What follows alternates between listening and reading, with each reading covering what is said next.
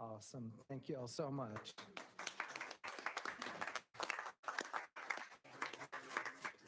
And Dr. Purdy, thank you for coming tonight and bringing those awesome students. And that is, like I say, one of my favorite parts of board meetings is recognizing our students. So thank you all. Parents, you all did a great job raising great kids. So thank you very much. Now at this time, we're also going to move up. Oh, yeah. I just want to acknowledge my babies, Georgia and Joseph, in the Zero Debt College Project. Y'all just look good, make me proud.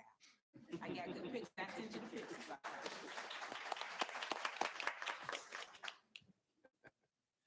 All right, so now we're going to move from the item 7B from reports to superintendent, the 2021-2022 professional learning and advanced academics program update. We're going to move that up to now. Very good. All right. So at this time, she's already making her way up there. We have our Director for Professional Learning and Advanced Academics, Mrs. Amanda Ball. She's going to give a brief update on where we are with professional learning and our advanced academic program.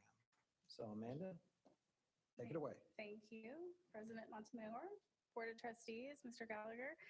Thank you for your time tonight. I just want to share a few highlights, just a couple of updates with you. This brief presentation is going to update the Board of Trustees on our priorities to engage each student in learning experiences that lead to increased post-secondary readiness, and to engage each employee in meaningful learning experiences that support student success. So, of course, everything we do is focused on students, but we have to do our jobs to learn, as adults before we can impact student success. So this is just a little snapshot about the learning that our teachers did from May to August off contract. So, on their own time, our teachers earned 5,519 CPE hours from May to August on their own time. And, this is so they can be prepared for our students when they come back to school in August. And this does not include our fall kickoff. So this is before they even came back on contract. We're constantly learning during the school year, and that's the kind of professional learning that is in response to what teachers ask for. But in the summer, we do our summit, and called SCED or SCED, depending on who you ask. And we got some really good feedback on this platform, so we're going to continue to use it. Highlight certain speakers and to be able to search by the strand. And this is a snapshot, a screenshot of what it looks like when you're in the platform. We use our own teachers as 75% of the conference speakers. And so it builds capacity within our own teachers as conference speakers and as adult learning specialists. So one of the other things about our summit is that building capacity it's not just kind of like one of the things that we call edubabble. It's important because during the school year, we need our teachers to be able to lead professional learning on their own campuses. When we talk about job-embedded professional learning, that's what we're talking about. It's about learning during the day. So we're not pulling teachers from their jobs, pulling them from instruction. So during our summit, 75% of our conference speakers were our own educators, our own teachers, principals, and the best way to truly know something is to teach it. So another way that we do professional learning is through our mentor program. And we hired a lot of people this year. And, thanks to a lot of the work that you guys have done, we were able to hire a lot of people. And we provide a mentor to year in the profession. And so beginning teacher academy, they're being trained in things like becoming an effective teacher, managing the classroom environment, maintaining positive student behavior and relationships. And then our mentors are being trained in, the role of a mentor, building relationships with teachers and students, the role of listening, prioritizing work, dealing with stress, things like that. And we've partnered with Lead Forward this year to be able to offer that training to them in a new way. So let's look at the student aspect of this. Students get from advanced academics, and we just saw a couple of our AP students that were up here being honored. It's not tangible. Regardless of what a student makes on the AP exam, they're 4 times as likely to stay in college. So a lot of the stuff's not tangible, but we like data and we like to look at those hard numbers. And so this is just a little snapshot here. 682 students at the high school last year, for this is 2020, 2021, earned 2,046 college credits, saving $2.8 million in tuition. And that's based on current UNT cost of attendance. So that's something that we do want to celebrate. And then looking at our collegiate academy, we had 26 students enrolled last year, earning 216 college credits, and we've more than doubled that this year. So we've got 42 students now earning 471 college credits that they can earn. So, we continue to grow, we continue to reflect, we always want to get better. And a lot of the work we do is because of the work that you're doing and the support that you give us. So I appreciate your time. I sped through that, but I just wanted to, not take too much of your time. But if there are any questions, I'm, happy to answer those. With the agenda, we're also going to move up item 8, input. I know we have a lot of people in the crowd here that may not want to stick around for all the other agenda items, so we will move item 8 up. So Ms. Flores, do we have those signups for citizen input?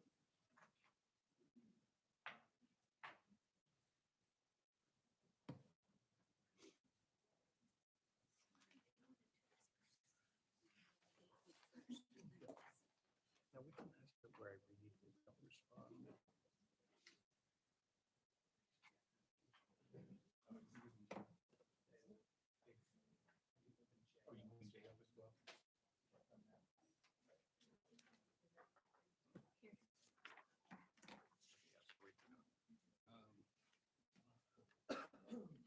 I thought we were going to just move J up to the beginning of that section. Do we want to move it to right after citizen input? We can do that. Okay, that's fine. So in addition, moving item 8 up to now, we're also on item 9J, which is the agenda item that. Following citizen input, yeah. Right, that's going to probably be spoken to a lot in citizen input. We'll move that to right after citizen input as well. Just so the audience knows, I think it's important, one, that everyone has an opportunity to express their opinion on an input, but also it's important, I think, for you guys to see and not wait for what the decisions are so that you guys know where everything is standing. So we're going to move those items up to give you guys that opportunity to see what's going on. All right, so for citizen input, audience participation should only be permitted at regular board meetings or at a meeting involving an action of the board, and shall be limited to the public comment portion of the meeting designated for that purpose. At all other times during a board meeting, the audience shall not enter into discussion or debate matters being considered by the board. So we do have online as well as in-person signups. I'm going to do the online ones first. And so first up, I do have Christina Escobar Shorter.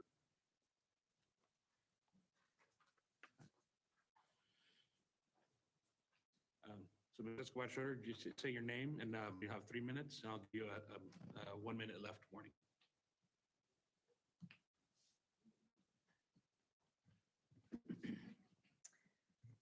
Good evening. My name is Christina Escobar Shorter. I live on Lafayette in the Colony, and I'm a proud parent of 2 children who attend Prestwick Elementary, and I'm also part of the Prestwick Elementary PTA. Our scientists, our doctors, and infectious disease specialists tell us that there are 3 things we can do to stop this COVID spread. Number 1 is get vaccinated. Number 2 is social distance, and number 3 is wear a mask.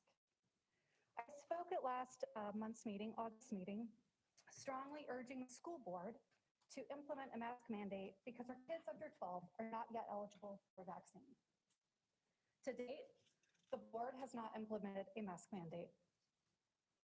At the time of the last meeting, there were 2, particularly at Prestwick Elementary, there were 2 student COVID cases and 1 staff case. As of today, after 4 o'clock, it's just 4 weeks later, and we are at 16 student cases and 4 staff cases. This is a nearly 6 increase. That is right, check the math, is a 600% increase in COVID cases. And we are only beginning the second month of school. So my ask again to the board is that you implement a district-wide mask directive for all staff and all students.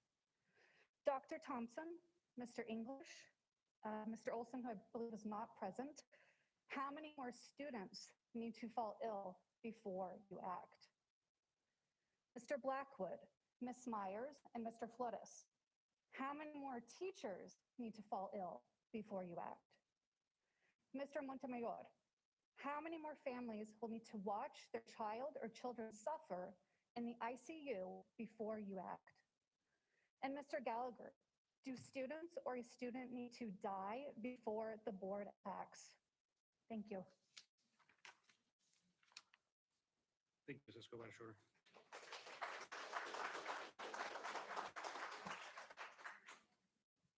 All right, next up, we have Ari Wallace.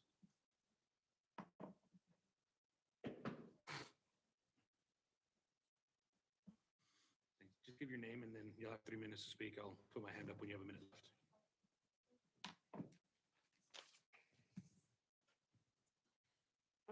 Hello, everybody. My name is Ari Wallace, and I'm an 8th grade student at Walker Middle School. Even though I won't be able to take these classes now, I'm still interested in them for the future. I feel that students should be taught about this rich history that is very critical to American civilization.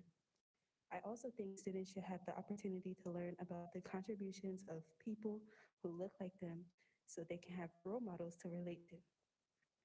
I feel that during the African American Studies class, students should learn about changemakers other than the mainstream people we talk about each year in February, maybe.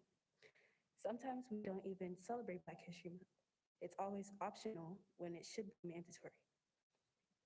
There are many historical events involving Black and Brown people that is conveniently left out or skipped over when teaching American history or test history. It's time for that to change. I fully support and would love to see African American and Mexican American courses offered in LEIC. By the way, in it's Latinx History Month, and we are currently learning about the 13 colonies. Thank you.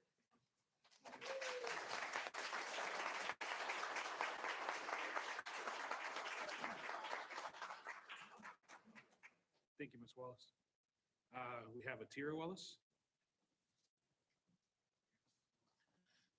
So then just say your name and you have 3 minutes. I'll put my hand up when you have one left. I'm so proud of you, Ari. That's my baby, y'all. Good evening. My name is Atira Wallace, and I've been a Little Elm resident since 2007. All 3 of my children have attended. 2 currently still attend Little Elm ISD. I fully support the addition of the 2 ethnic studies courses. Thankfully, I grew up in a city where African American studies was interwoven into the curriculum from pre-K on. The reason for that was because there was a need for it. The demographics supported it, and also the leadership there understood the assignment. They knew that to teach a child about their history and the positive contributions to society by people who look like them would only serve to empower that child to be the best version of themselves. This is something that I always felt was lacking in our district. Little Elm ISD continues to fail us in terms of honoring African American contributions in history. 2 quick personal examples that I have. When my current 16-year-old was in 2nd grade, his teacher gave him an assignment during Black History Month to reenact the Underground Railroad. It still kind of chokes me up when I think about it because it's very upsetting. She had a whole classroom full of 6-year-olds turn out the lights, hold hands, and pretend to be reenacting, like walking around the classroom as if they were on the Underground Railroad. I found that to be very upsetting. My 8th grader, who was in 7th grade, Ari Wallace, who you just heard from, last year at Walker Middle School, was given an assignment during Black History Month to imagine what it was like being a slave and to write out what the slave living quarters would have been like. As if all there is to discuss in terms of our history is slavery. This has to stop. It's time for us to change this. When we talk about the potential for these courses to be divisive, We have to realize that division stems from fear, fear of the unknown. We have an opportunity to educate on those unknown people, places, events, in order to eradicate that fear. Once we're educated, we realize just how similar we are, and we can begin to appreciate the similarities and those differences. This brings about a connectivity, unity, and a synergy that comes from understanding. One more minute. It is your responsibility as leaders in this community to seize those opportunities and do what's best and what's right for the people you serve, personal feelings and fears aside. And when it comes to deciding on books and teachers and all those things, they'll work themselves out. That should not deter you from moving forward with implementing these courses. Materials are approved and vetted by the state. Teachers are certified to teach those vetted materials, the same as they have, for all the other courses that have been implemented in our district. So I just ask that you please consider those things and look around this room. That's representation. That lets you know that there's a need for this movement, for these courses, not to cause division, but to educate so we can come together. Thank you.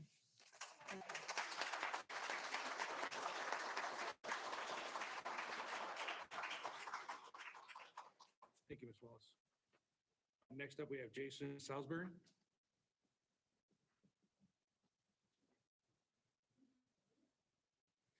Just state your name and give you 3 minutes.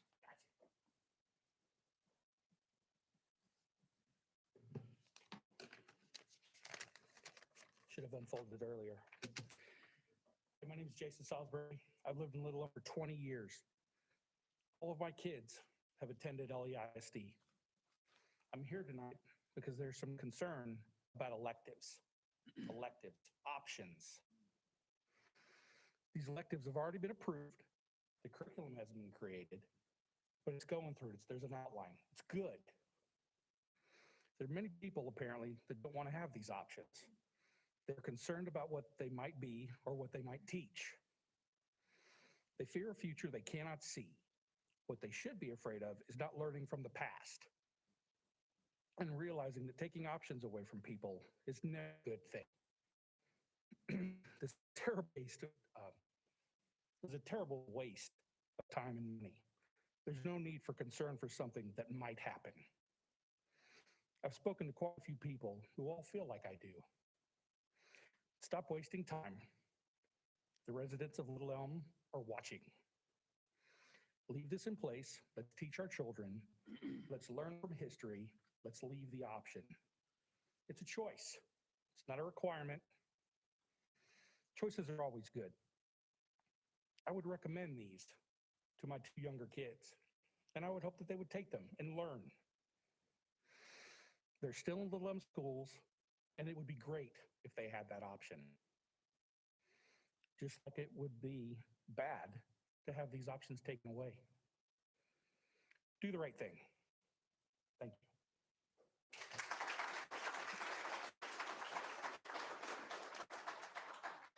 Thank you, Mr. Salisbury. Next, we have Darren Moore.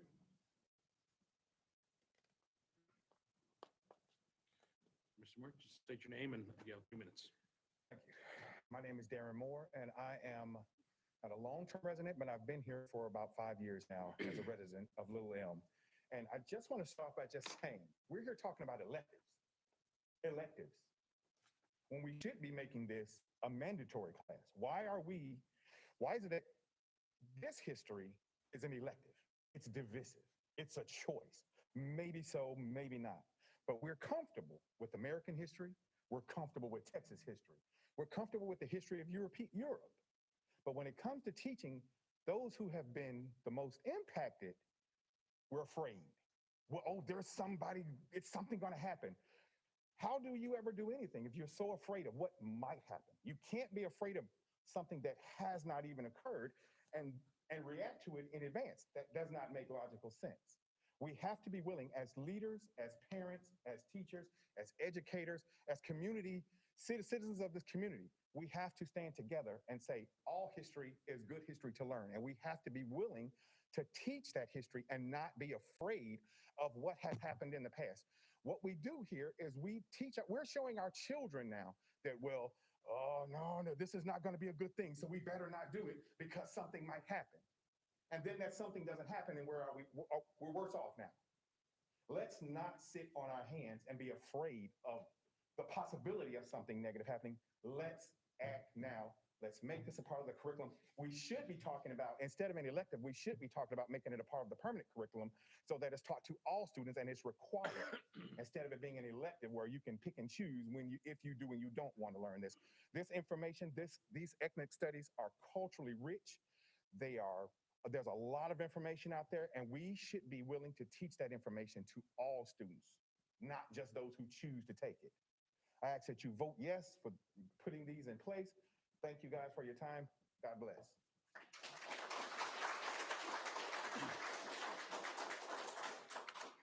Thank you, Mr. Moore. Next, we have Lindsay Luckett. So again, Ms. Luckett, just state your name and you have 3 minutes.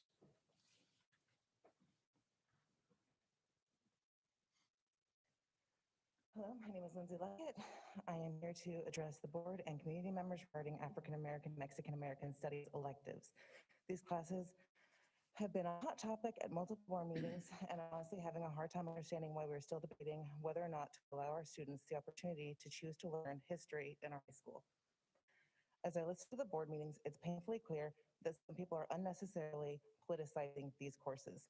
At the last board meeting, we had 9 community members that came to speak out against these electives and demand that you take back the previous vote to add Mexican American and African American studies to the 2022-2023 class catalog.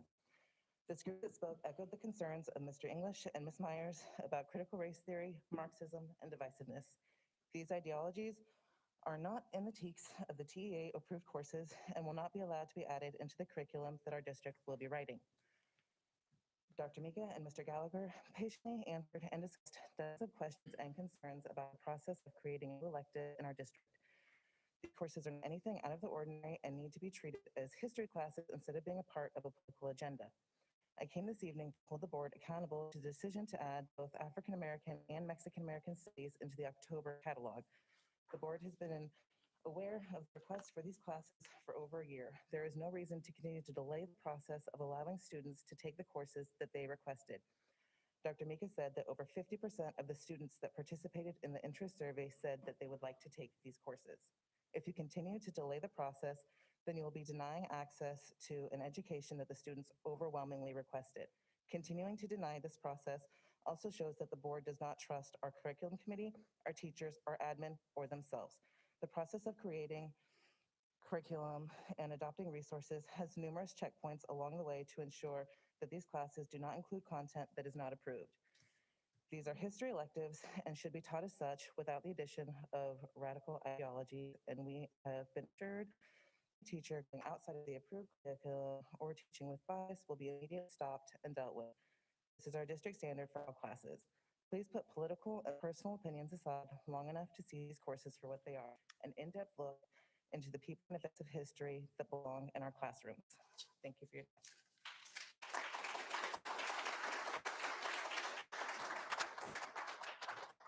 Thank you, Ms. Luckett. Next, we have Isabel Luckett.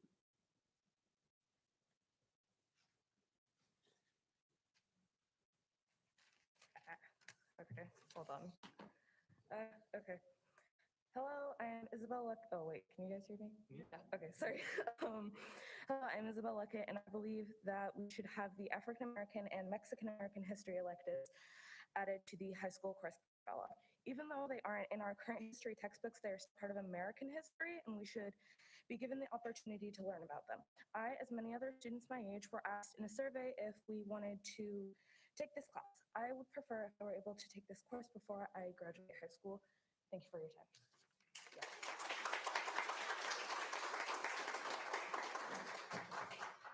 Thank you, Ms. Luckett. Next, we have Ty Phillips. So, Mr. Phillips, just state your name. You have 3 minutes. I'll let you know when there's one left.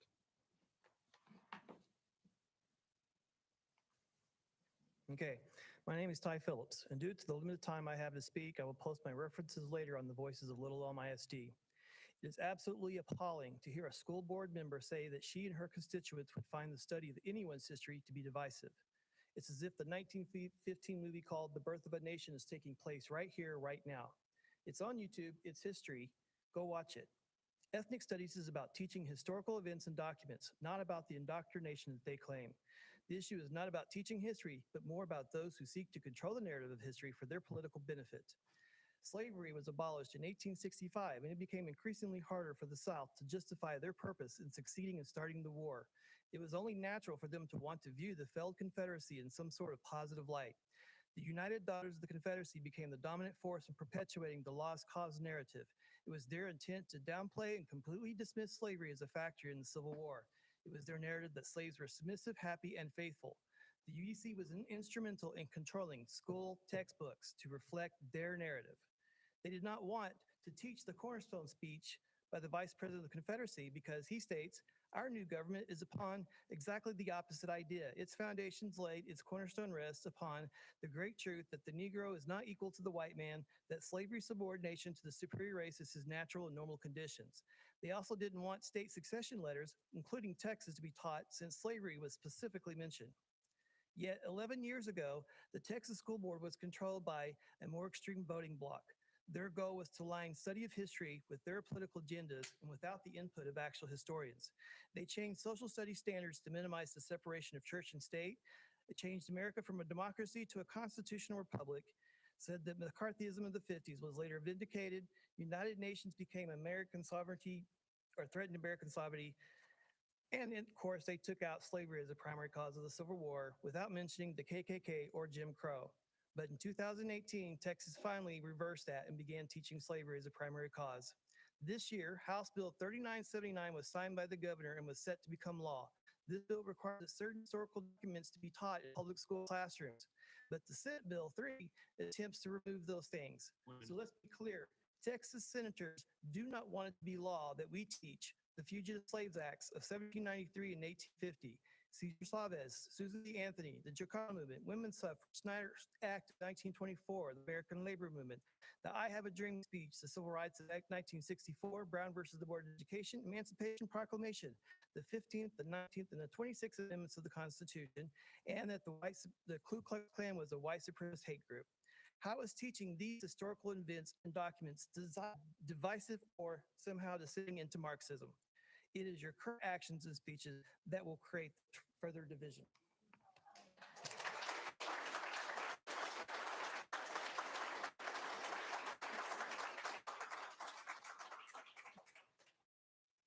Next, we have Kalyn Nash.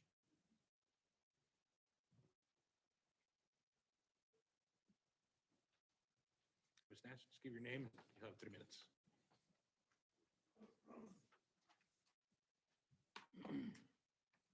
My name is Kalyn Nash. I live in the Winfield Farm community in Little Elm. I wanted to come and address the board. I know that you have an agenda item tonight brought to you by Mr. DeLeon English to remove the ethnic studies course. I want to appeal to the rest of you and just read a little something. I want you to ask him before you take your vote, ask him, why would you launch such an argument, or why wouldn't you launch the same argument for the AP Euro Studies course? AP Euro Studies has a 6 weeks course where they actually teach Marxism and division for a literal 20 to 30% of the students' grades. Why didn't DeLeon English move to strike that class? Before you vote, please consider these things. Ethnic studies, as you can see, is needed. It'll keep our children from having to endure things like reenacting slave marches or trying to consider what a slave quarter was like. I've actually been in slave quarters. It's nothing imaginable. It's terrifying. It's heart-wrenching. It's ugly.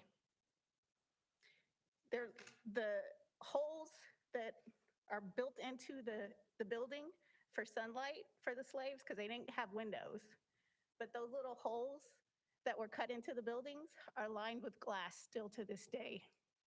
Because if a slave were to try to escape through that hole, he or she would be cut up and bleed to death while they were running away.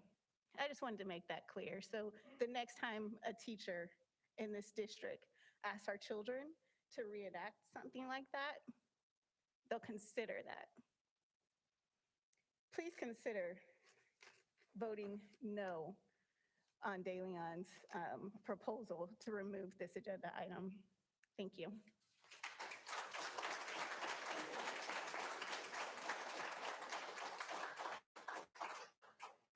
Thank you, Ms. Nash. Next, we have Jenny Weems. Is Jenny Weems with us? Okay. I'll come back to that. Next, we have, sorry if I mispronounced this, Amy Gangarotti.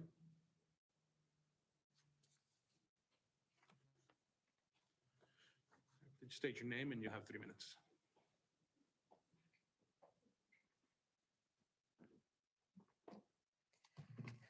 Good evening. My name is Amy Kangarati, and my husband and I have been residents of Little Elm since 2006. Our children are currently students in the district, and I would like to make a statement in favor of keeping the African American and Mexican American Studies courses on the 2022-2023 course guide. I've thought a lot about what I would say tonight. I've decided to make a personal appeal. As a young girl coming of age in the 80s and 90s in Arlington, and it's very rare for a woman to admit their age, but I'm 45 years old, and I would have loved to have a course that reflected my history and my culture. I was fortunate to have to know my great-grandmother, who was born in 1892, and she was fortunate enough to be on this earth for 98 years. One of the things that she loved to do was gather up all her children, all her babies, and she considered my 45-year-old father her baby, and tell us stories. It's not until I realized and became an adult that the stories she was teaching us or telling us are not stories. This was history. And this was the history that she knew that I was not learning during the week in my history courses. And so, you know, most of my cousins and I would complain that Grandma Nancy would tell the same stories over and over. But it was important to her that we knew our culture, we knew our history, because we were not learning it. It's 2021. My children are still not learning their history. I supplement their history, and I'm fortunate enough that my parents, who are in their late 70s, they're able to bring to life the civil rights movement. They came of age during Jim Crow. They tell my children what that meant, and they can tell them what it felt like. But it's not important that my children and children who look like my children know that history. Every child needs to learn that history. We have the opportunity to turn the corner and to make a change and correct history and to do the right thing. Please do the right thing. Be on the right side of history on this. It's important. Thank you.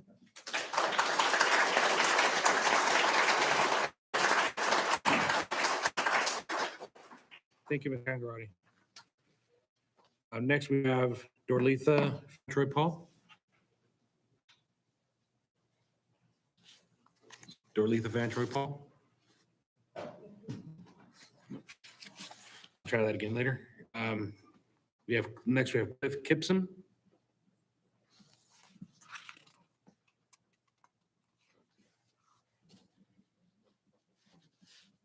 So just state your name and I'll let you know there's one in left.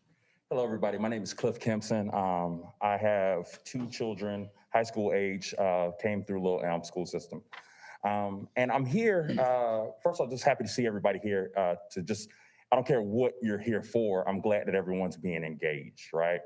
But the reason I wanted to speak today was just to say that this is not just for the Hispanic and the African-American kids.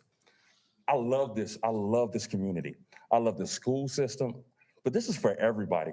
This is to bring more understanding that if a child is interested in learning about the history of their Mexican, American, or African-American friends or neighbors, that they have that opportunity to do that they have opportunity to learn something more about something that they might have interest in. And that's why we're here. I thought it was interesting that I saw it says engage, equip, and empower. What better way to engage and equip and empower our children than to make sure that they understand the history that they came from, that their neighbors came from. it is very, very important. I don't want to butcher this. Barbara Winter Holmes said that a child's education should start at least 100 years before that child was born. And we have to embrace all history. We need to embrace the history of what's about 40% of this community, because they are going to be here, and so will everybody else. And so we need to embrace everyone's history and make sure we're able to move forward holding hands together. That's all I have. Thank you.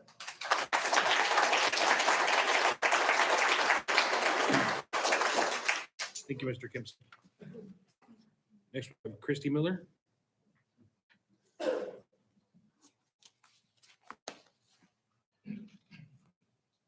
State your name and 3 minutes. I'll give you a 1 minute warning.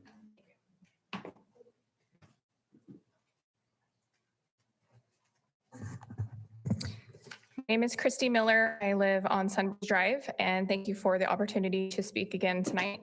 Last month, I was here talking about personal responsibility and freedom, and I'd kind of like to continue on that. I'd like to start by thanking the board again and the administrators for continuing to allow mask choice. People need to understand anyone can wear a mask if they choose to, but the decision to mask our children should be up to the parents. I'm truly thankful you are allowing parents to make this personal health choice for our own children. Thank you very much for that. Tonight, I want to add to the mask discussion by talking about vaccines, which is not on the agenda tonight, but with recent announcements from Joe Biden, I'm sure that these things will be discussed very soon. Have you ever heard the phrase, "Don't California my Texas"? We've heard that a lot since we've moved here. Do you know how California went from a beautiful, prosperous place to live to a sad, expensive, graffiti, garbage, and homeless-filled place? A place that has nearly no freedom and has declined to the point of no return. I'll tell you how. Californians have basically handed over their freedoms almost willingly. They have voted for their own downfall, and they have allowed their leadership to chip away at their rights. I'm here tonight to give you all a warning. I've seen what it's like on the other side. I want to warn you all that accepting these unconstitutional mandates like masking and vaccinating our children is a very slippery slope. These mandates might seem like a good idea to you, but I can assure you they will be the start of our decline. I'm not saying don't wear a mask or don't get vaccinated. It is your right to do so, but please don't force these things on others, especially children that have a 99.98% chance of surviving COVID. Some people already carry natural antibodies. Some people are at risk for adverse reactions. Some people simply want to wait for more information. We should not be forced to do these things to earn back our privileges. That is wrong on so many levels. Please don't hand over your freedom. I know the president stated that this is not about freedom, but I would respectfully disagree. We need to start voting for people that will protect our constitutional rights, all the way from the president to the governor, down to the mayor, and even our school board members. The people we choose to represent us matters. Don't you want leaders that protect your personal and medical choices? This is very important. Please don't hand over your freedom. The power is in our hands. And lastly, please don't California our Texas. That's all I got.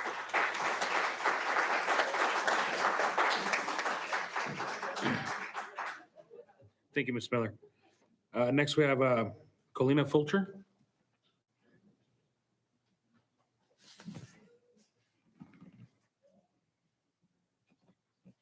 State your name and you'll have 3 minutes. I'll give you a 1 minute warning. Thank you. Hello, my name is Shalina Fulcher. I know it's a tough one. It's okay. Stood up. Okay. I'm a parent of two students, little M students, one 8th grader and one kindergarten. I think the offering of African American and Mexican American studies is an amazing, amazing idea and long overdue for Little M. To be honest, that has been one of my biggest issues with LEISD, the lack of representation for minority students within the schools and teachings. So much so that my husband and I even contemplated moving before my youngest child, started school, so that she wouldn't have to endure that same lack of representation within her education that my son has. The information that will be covered in these courses are just as, if not more important, the information in these elective courses, is just as important than Texas history, which is a required course. I feel this would help our students to become more knowledgeable, compassionate, and well-rounded individuals, which is something I hope that we all strive for. It's been shown that the parents want this, and our children need these options. I hope this is just the beginning of ethnic courses that will be taught within LEISD. Thank you.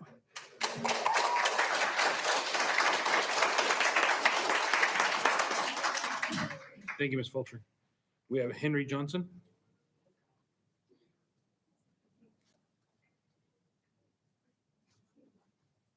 Hi, Mr. Johnson, just state your name and you'll have 3 minutes.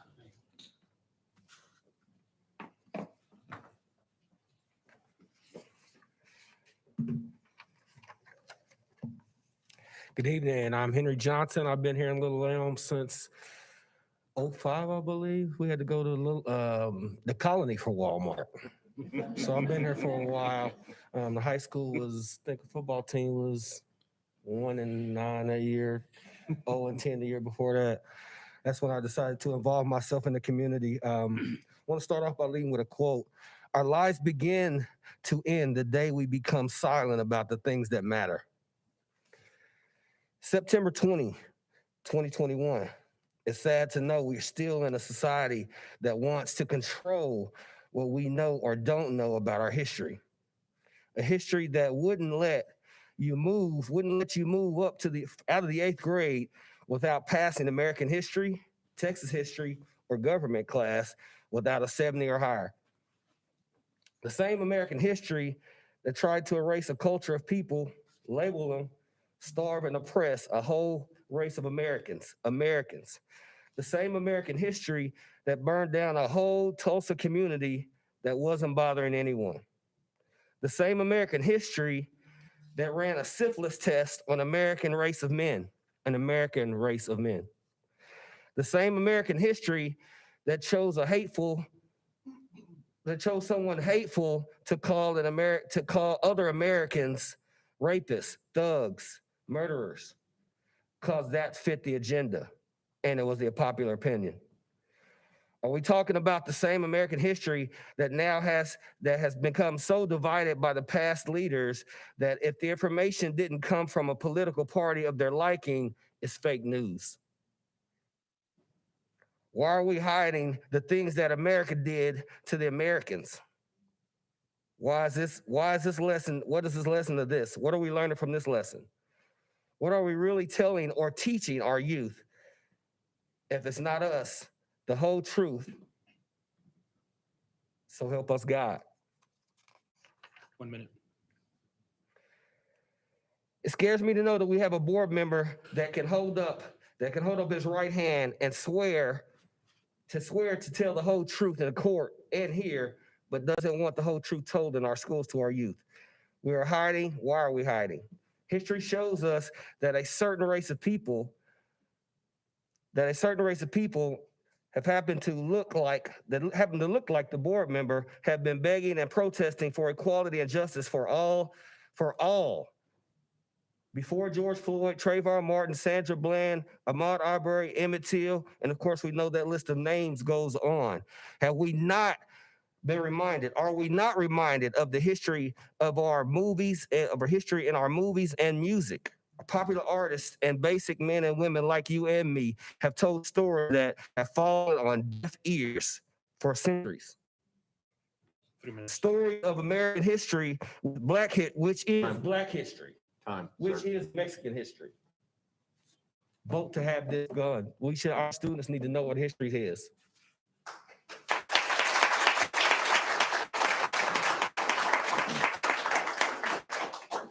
Thank you, Mr. Johnson. Next, we have Katrina Moore.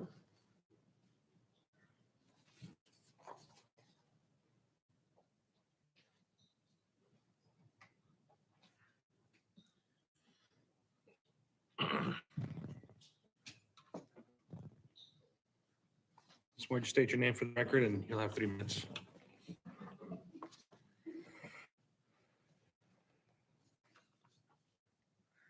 My name is Katrina Moore, and I'm a resident of Little Elm. Been here for 5 years. I'm an immigration attorney for 20 years, and I'm also have Star Prep LLC that I'm owned by my husband and my kids. We teach life skills to kids, and the idea is to help them be the best version of themselves. I came out of my bed today, y'all. I had surgery. As you can see, I still have the line, but it was that important to me to be here tonight because I couldn't believe it. I couldn't believe that this is a conversation, that the fact that we have an item agenda tonight. And to the board members, because I know I can speak longer than 3 minutes, I've sent each of you my email to Trustee English so that you can read my comments. And I've also included, because you guys have said everything pretty much that needs to be said, but I wanted to give one more perspective. So one of them is that ethnic studies, came out of the movement in terms of protesting. And the idea was that the curriculum, the main-based curriculum, wasn't inclusive of everyone. That was the whole idea of protesting to have this information included a long time ago. I'm going to do myself too. 1998 in college was my first time I ever had an African American histories course. That's the last time I had an African American histories course. Are you telling me 20-something years later, we're debating whether or not our children have the option to include this history, which is American history? All history is American history. We all contributed. The fact that we are excluding and not having that incorporated says a lot about, I'm sorry, where some of us still are. I don't believe that the majority of us are there. I don't believe that. I refuse to believe that. It's inclusive excellence. That's what this is about. Co-collaboration with students. We don't give students enough credit. They are intelligent kids. They don't need to just be knowledge consumers. They are intellectual thinkers, analytical thinkers who have the ability to create history as well. And if we treat them that way, we do that by showing that when they ask for something that they want to learn, that we give it to them. We give it to them in a framework, under the support, the guidance, and the rules, and the law to be able to do so. One of the things I think is really important is that this gives an opportunity to reclaim historical memories. That's what this does. It's already there. I also have the mom that thank God, taught me my history. I am the part of the history that people don't talk about. And one side of my family, we don't have a slave history. Everybody talks about slaves when it comes to that's one piece of the African experience. I come from my grandfather was the Revolutionary War. I can take it all the way back. All the way back. No, they were free. I bet you don't even know how. I don't have time to teach that today. But if there was a class, my mother could come and teach that class for you because we can use the different resources to make sure that that information, which is, it's amazing that we all can know about it. So the name of the video is Kalyn Your Past, Kalyn Our Past. I've given it to you guys to look at. If you guys want to see what it looks like when it works, when ethnic study works at a private all boys, predominantly Caucasian school in Salisbury, Connecticut, where my family's from. If you want to see what it looks like when it's done right, go look up Kalyn Your Past. My kids, my two boys, co-collaborated and co-directed that, and it is now in the film festival now because it's voted on the best historical documentaries. Thank you.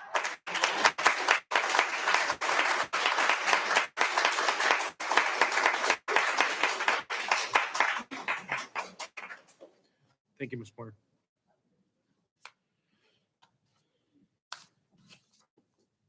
All right, Jenny McCullough.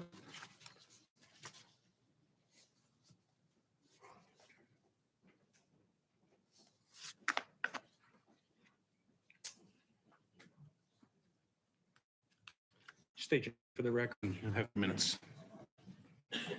Good evening.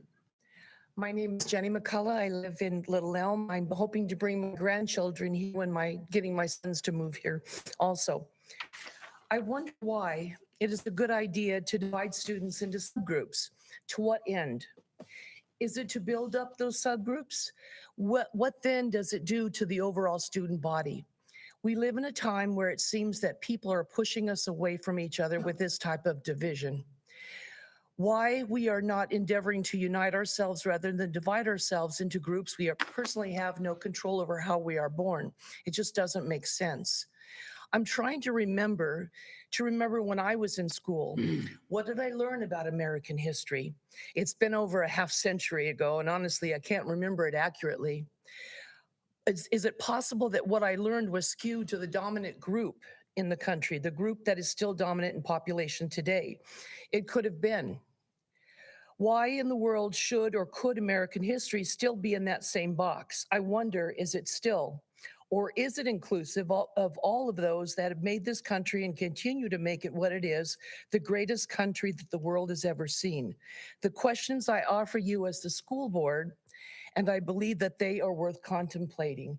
Maybe we need to look at the history that was written back then. Maybe it needs to be rewritten to include all the histories. Maybe we didn't learn it the right way back in those days, and write it differently.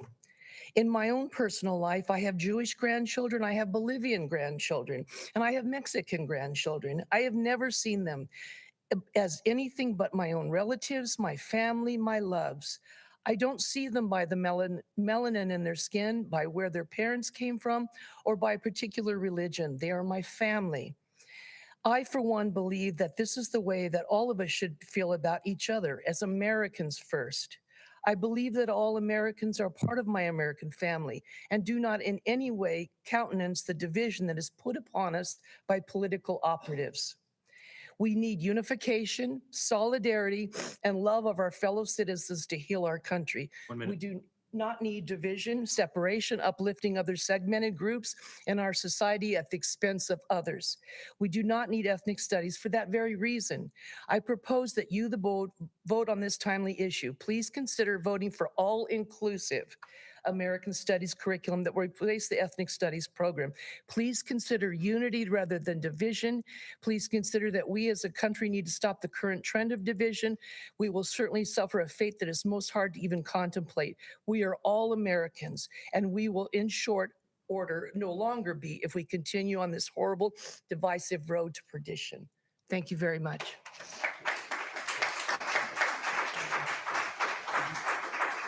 Thank you, Mr. McCullough. George McCullough?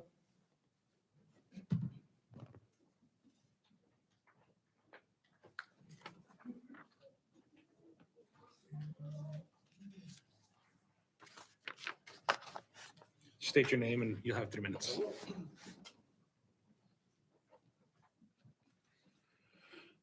My name is George McCullough, and you just heard my wife. The board approved ethnic studies a few meetings ago. At that time, there was no outline, no textbooks, no information on what these studies would look like. We were told that there would be 2 curriculums, one for African American studies and one for Mexican American studies. There was a discussion that ensued that indicated some of the members on the board considered picking these 2 ethnicities would be divisive to the student population as a whole. Consider this. There's a very large contingent of people here from the subcontinent of India. What about them? What about Hispanics that live here that are from Central and South America? Why are they left out? What about the Native American Indians that live here? Don't they get their own course too? We have a wide diaspora of people originally from different cultures. They are now Americans. That brings up the overriding point here today. Why don't we just have American Studies, a course that brings everyone together, one that does not separate by skin color, religion, or any other preference? A course that would not be divisive at all. It would be inclusive and would also give everyone in our schools something that would bring them all together. They are American, and there's much to be proud of in our rich and diverse history. Learning about how the Chinese and Sikh Indian workers were building the first transcontinental railroads, how the Iroquois Indians confederacies assisted in the thought process of forming our Constitution, how Black Americans fought bravely in the Civil War for their freedom, how the Buffalo Soldiers helped conquer the West, how the Scots came over and brought their shipbuilding talents to create the first functional American Navy, how the Irish came here and entered servants and later became an integral part of society, notably with Audie Murphy, the most decorated soldier who fought in World War II, doing his part to save the world from tyranny. This is just a small sample of some of the history that could be told in American Studies courses, along with the countless other achievements that many different people accomplished as they became Americans. The history is very enlightening, very inclusive, and very unifying, something that our society sorely lacks today. Thank you.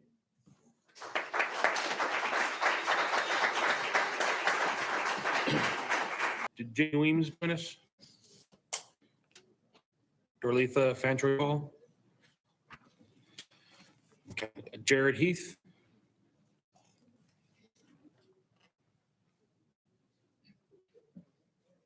Can you state your name for the record and 3 minutes?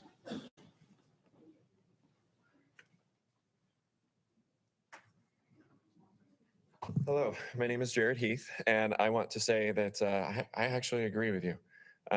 My senior capstone class in college was African American literature at the turn of the 20th century, and my senior thesis was on the use of glass bottle trees as a literary trope in James Weldon Johnson's The Autobiography of an Ex-Colored Man. I've really loved and enjoyed the history of all peoples who have passed through and helped to build this great nation. I would hope that such a curriculum would actually sound like what has been discussed tonight. I'm actually here to oppose the ethnic studies class, not because I'm opposed to the ethnic studies class, but because we passed something and we don't even know what it is. I hope it sounds like that, but what's in it? It just seems really irresponsible to say, yes, we're gonna do it. We have no idea what this is. Like, let's get the curriculum, let's dissect it, let's look at it, make sure it's everything that we hope it is, and then let's pass something when we actually have something in hand. Can you hand me a copy of the curriculum right now? No. So what are we doing? Like, it's just not, it's not there. It's procedurally not correct to do. And I agree with what you said, and I want it to be that way. Some of us tonight have portrayed anyone who's opposed to the ethnic studies curriculum or the idea of this class as inherently, let's see, I wrote some of these down, bigoted, backward, simple-minded, racist. Like, let's not be drawing those. Let's let the speaker speak uninterrupted, please. Let's understand what we're doing here. I am not here to oppose the class, the curriculum. It's something that's important to me. And in fact, it sounds like Mr. McCullough, if you'll forgive me for mentioning your white hair, you've been around a long time, and it sounds like you've actually learned history. You know, I'm not sure that we aren't learning history, but there are things that we could improve, and that would be great. So when you can hand me a copy of the curriculum and we can actually talk about the curriculum, let's do that. But until then, let's take it off the table. Let's make sure that we're making a vote on something that we actually have, instead of voting on the idea of something and trusting something. Like, what are we doing? It's a waste of time. Speaking of things that we trust, let me see if I can find my spot now. 1 minute. One of the concerns with trusting the state school board to follow the law is that schools all over Texas are already trying to defy mask mandates or anti-mask mandates. So who's going to guarantee that they're going to adhere to critical race theory laws either? You know, this isn't coming out of a position of fear. This is looking at history, like what's happened in America, what's happening in America right now, what's happening in the States right now. Patience is not fear. Patience is wisdom. It's measured, it's rational. If the curriculum is all that we hope that it is, then I can't really say that I would oppose that, but we don't know what it is. Let's pass something when we have it. Thank you. Thank you, Mr. Heath. Next, we have Kalyn Johnson.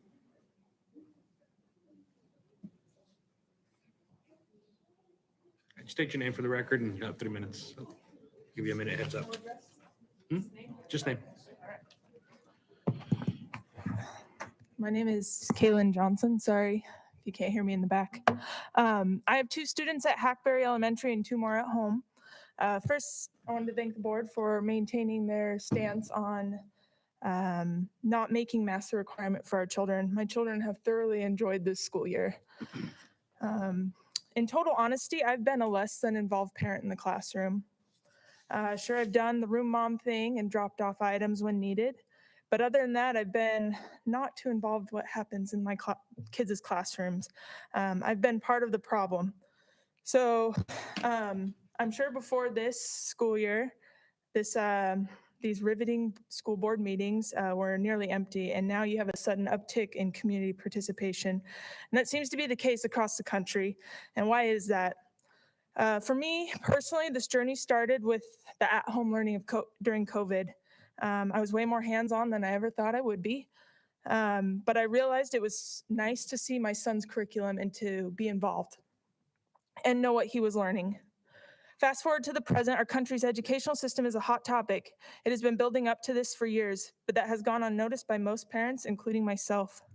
Social emotional learning has been seeping into curriculums and has been overshadowing academics, and in many districts across the country. I've spent hours reading California's curriculum for their course also entitled Ethnic Studies, which is now a graduation requirement in their state. You can find it on their government site. It was paraded as a cultural studies course, which we were all hoping for, and but when you get into the meat of the lesson plans, you will find the more radical tenets of critical race theory embedded into it. I've read these lesson plans, and they're for K to 12. These ethnic studies courses are a foot in the door. It is an opening for CRT to make its way into our districts. You say it isn't CRT, but I haven't seen a curriculum, as been mentioned. I'm skeptical because other states have been fighting the same battle, and California, the front runner in all of this, is implementing CRT studies. And it spread from the high school to the elementary. I'm not against teaching this country's history, the good, the bad, the ugly, all the players, as the couple before me so eloquently put it. But you can see why when you say this isn't CRT in any way, and it is, sorry, I'm only against the radical tenets that are tending to be packaged with it in other states.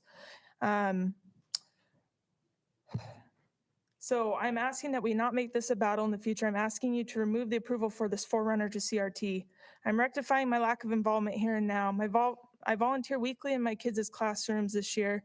And just this last Wednesday, I spent a whole day constructing a Heritage to Hispanic bulletin board and showcasing what my kids' classes were learning. I do believe in an all-comprehensive or all-inclusive history class. Thank you. Thank you, Ms. Johnson. Mike Peterson? Just state your name for the record, and you have 3 minutes.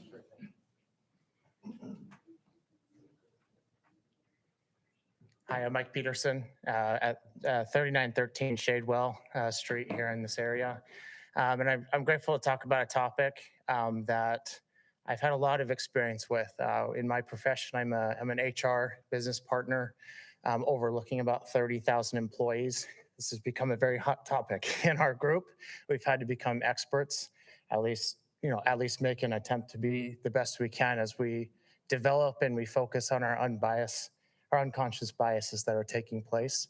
This is a very divisive topic. I've had a lot of conversations, and usually as an HR, I hope to provide a neutral perspective that at least bring different ideas as we're looking at these ethnic studies and understanding what our unconscious biases are. So usually from an HR perspective, if no one likes it, I've done my job. But one thing that has really worked in the corporate world is we haven't even trusted professionals to come in and to teach something similar to what race studies or ethnic studies really are. We put a team of professionals together with multiple viewpoints that have a lot of perspectives and a lot of backgrounds. And I can say I've had a privilege of working with some very smart people of different that are very different than me, different perspectives, and I've learned a ton in that end.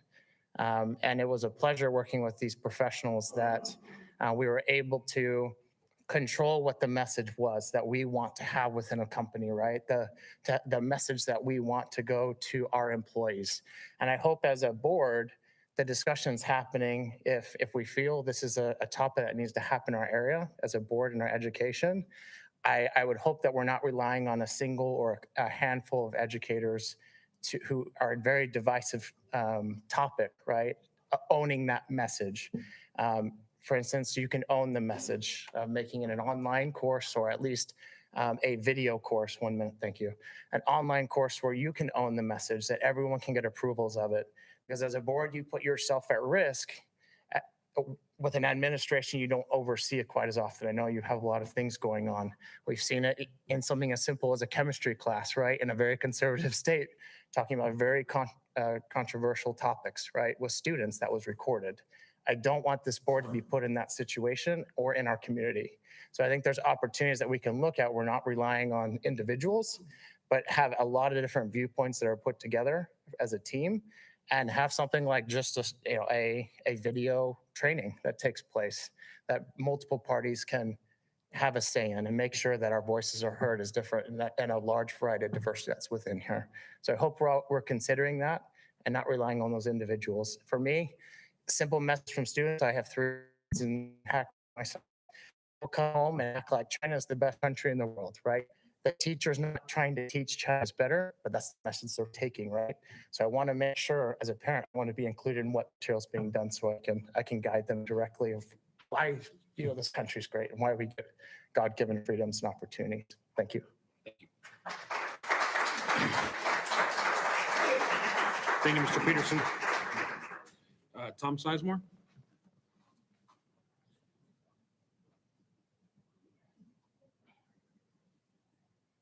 Just state your name for the record. In 3 minutes, I'll give you 1 minute heads up.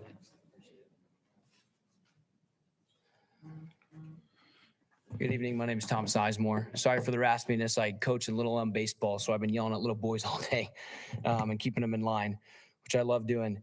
I've got 4 children. I've lived in Little Elm, or really I live in Frisco. I'm one of the blessed ones in Frisco that gets to enjoy Little Elm schools. That's how I like to say it. So I've got 4 little children, 8, 7, 5, and 2.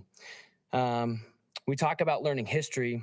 I think we all agree that's good to learn. My heart actually aches that we're sitting here divisive and speaking about this topic. But ethnic studies, as it's being shared and pushed, is not what we are being led to believe it is. It's not focusing on the amazing civil rights movement. It's not focusing on the amazing man MLK was. It's not about those Black families that served in the Revolutionary War. All right. It's not about the true struggles that our Black brothers and sisters went through. It's not about the positive impacts of cultures from around the world. It's a study focused on separation, division, oppression, victimhood, and oppressors. It's very, very divisive. I want to read a scripture. If you're familiar with a flaxen cord, it's a very, very thin piece of string that can easily be broken. I want you to analyze this and focus it on ethnic studies. And there are also secret combinations, even as in times of old, according to the combinations of the devil. For he is the founder of all these things, yea, the founder of murder and works of darkness. Yea, and he leadeth them by the neck with a flaxen cord, until he bindeth them with his strong cords forever. For behold, my beloved brethren, I say unto you that the Lord God worketh not in darkness. We don't have a curriculum. We have no idea what's going to be taught. We don't know what teachers are going to teach. We all know that it's being politicized, and that teachers oftentimes take and push. This dear sister, you talked about learning of the slaves and then teaching the slave march. That is an example of a teacher taking it to an extreme. What's going to stop a teacher from doing something else? You can make your own African studies class. Who's to say that teacher's going to follow any curriculum that we approve? That's why it's so divisive. We should teach American studies. We should teach all studies. As Christians, we are instructed to avoid false philosophies. The Apostle Paul tells us, see to it that no one takes you captive by philosophy and empty deceit, according to human tradition, according to the elemental spirits of the world, and not according to Christ. This directive suggests wrong ideas will tempt believers away from Jesus. False philosophies will delude people. That's why we should be aware of these deceptive worldviews and direct them so devotion to Christ will be unhindered. This does not mean that we shouldn't learn about the great history of America and Blacks and Mexicans and Indians and every other culture that participated in it. But what we're trying to prove is divisive teachings. We are all one country. We're all trying to come together. Why do I now need to teach my children how divisive we were 40, 50, 60, 100 years ago? Let's teach about us moving forward, right? Let's teach us about us going forward, right? I want them to learn about Black history. I want them to learn about Mexican history, but breaking into its separate group is only going to be divisive. Last comment here. Is critical race, or is ethnic studies racist? Yes. Ethnic study begins by asserting the importance of social significance of racial categories. We're at 3 minutes. Rejecting. Thanks. Thank you.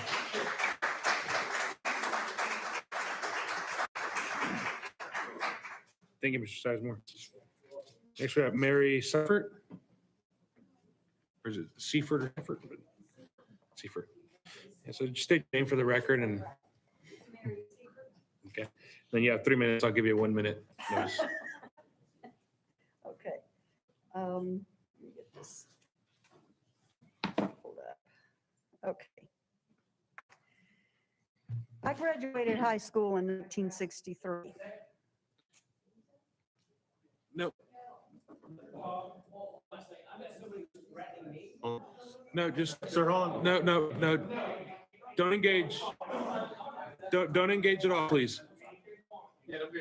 Don't, there's no need to engage him. Yes, Yeah, sir. yeah. Absolutely. Only in my world. Okay. Okay, I gotta open it back up now. Okay. Yeah. Yeah. All right. I graduated high school in 1963 in Texas. I was born in Texas and raised for the most part in Texas. I married at 18. I graduated at 17, married at 18, and left Texas at 19 to go to Yankee Land. Yay! As time passed, and as an adult, I don't remember learning to read. I don't remember not knowing how to read. So I've always been a very enthusiastic reader. I began to read about the truth of the history of the South, including Texas. I began to wake up to the fact that what I had been taught in school in history classes about the cause of the Civil War was lies. I was told, I was taught and tested that the Civil War had absolutely nothing to do with slavery. It was all about power between the North and the South. And I found out that wasn't true. I don't want that to happen to our kids today. I do agree with the fact that maybe we need to know what's going to be taught. I was impressed that why are we making this an elective and separate? Well, it's all American history. Why is it not all together? Why is it not required?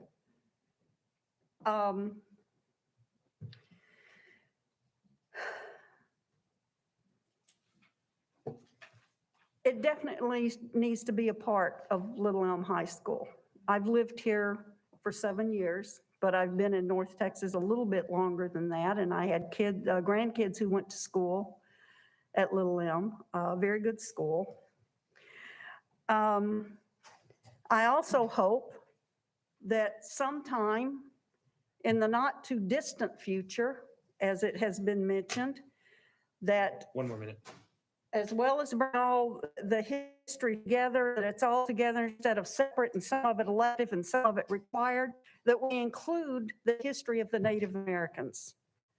They were horribly treated and they still are neglected horribly. And that needs to change. This generation and the ones to follow may be willing and able to improve our present and our future for everyone, no matter their origin.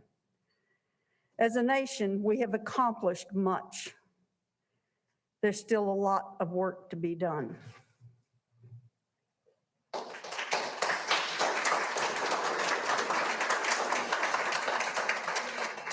Thank you, Ms. Seifert. Next, we have Zachary Mbukwa. Hopefully I didn't butcher that too much. Just state your name for the record and you'll have 3 minutes. I'll give you a 1 minute heads up.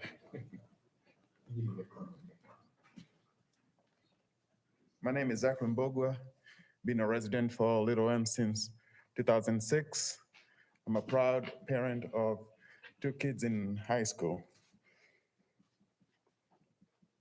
I'm here, my daughter, she's doing basketball, volleyball practice, and she wanted to be here to voice her opinion on the subject of including the African American history and Native American history. My wife also spoke, and the views that she has is the same views that I have, so I'm not going to dwell on the same information. I'm just gonna represent my daughter because she asked me to do that. And this is in response to, we had sent a letter to Mr. English, and he did take the time and responded to that email. And we are open at home, and we do discuss these things with our kids. I love to get their input, and I like to share what my daughter wanted. So I'm gonna read this. Mr. English, thank you for your response to my mother's email. Your response to my mother's email was beyond disappointing. This is not to say that I'm angry, though I am.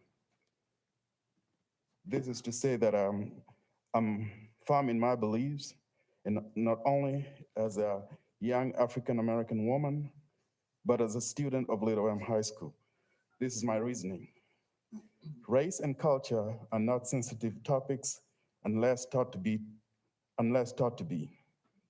Education on race and culture cannot only get rid of the sensitivity and controversy you say surrounds these topics. One more minute. But also brings about the unity we all want. And lastly, ethnic solidarity is cultivating unity. It is also the freedom and the American spirit you should be advocating. Thank you, everyone.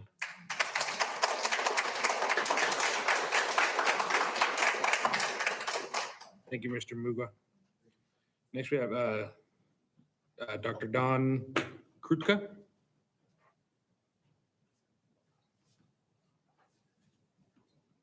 State your name for the record and have 3 minutes. I'll give you a 1 minute notice. All right, this is fun, huh?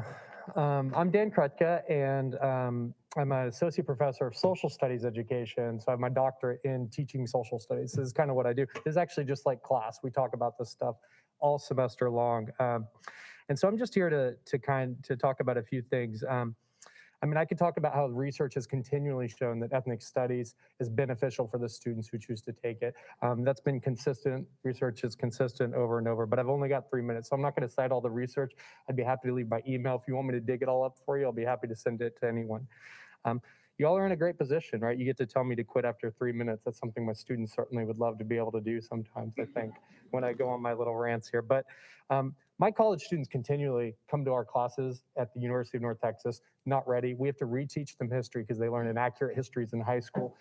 Ethnic studies courses have continually been well researched.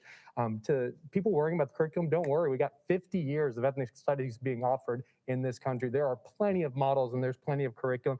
And I do trust our teachers to make good decisions. I don't think they're going to go in and do harm to students. I think if we have concerns, we can always communicate those to teachers. There's also just a lot of misunderstanding here.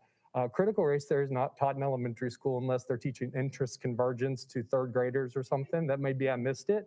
I teach and understand critical race theory, which comes out of critical legal studies. This is something taught in graduate schools, right? So anyone that's citing critical race theory as being relevant to this, it is just completely, I've never met anyone. I study social studies in this whole country, never even heard of an example of anyone teaching it in schools, although a lot of us would do better from better understanding it and quit using talking points. And so one teacher earlier from the district said that you all need to build capacity here. Sounds like you've got some problems with people doing simulations of slavery and things in classes. I've got an idea how you could build capacity. Offer Black ethnic studies, Black American ethnic studies, and Mexican American ethnic studies. Sounds like you'll be able to start building some capacity to make sure these mistakes don't happen and students don't come to the University of North Texas and other colleges in the area and need to be re-educated about this nation's history. I was invited here by my friend, Dr. Earl Livingston. If you can tell, Earl's Black and I'm white. One of the things that has brought us together is our interest in Black history. It has not been divisive for me at all, right? In fact, that's why we are friends. We are friends because I care about Black past, Black futures, and Black presents. And I thank Earl for being here, and I hope you'll consider it. I grew up in Tulsa, Oklahoma, where they hid what happened in Tulsa for 100 years, and I didn't learn it in school. And I had to grow up and learn how I can be a better person in this country through going to college and being re-educated by people. So I hope that we won't follow. I know Texans don't want to follow what Oklahoma's doing, right? So teach Black history here, and let's be honest about ourselves, and then we'll bring us together. To all my white friends that are worried about Black history, you're going to make some Black friends once you start learning Black history, because they're going to want to talk and engage with you once you start showing them that you care about their past, present, and future. Thank you. Thank you.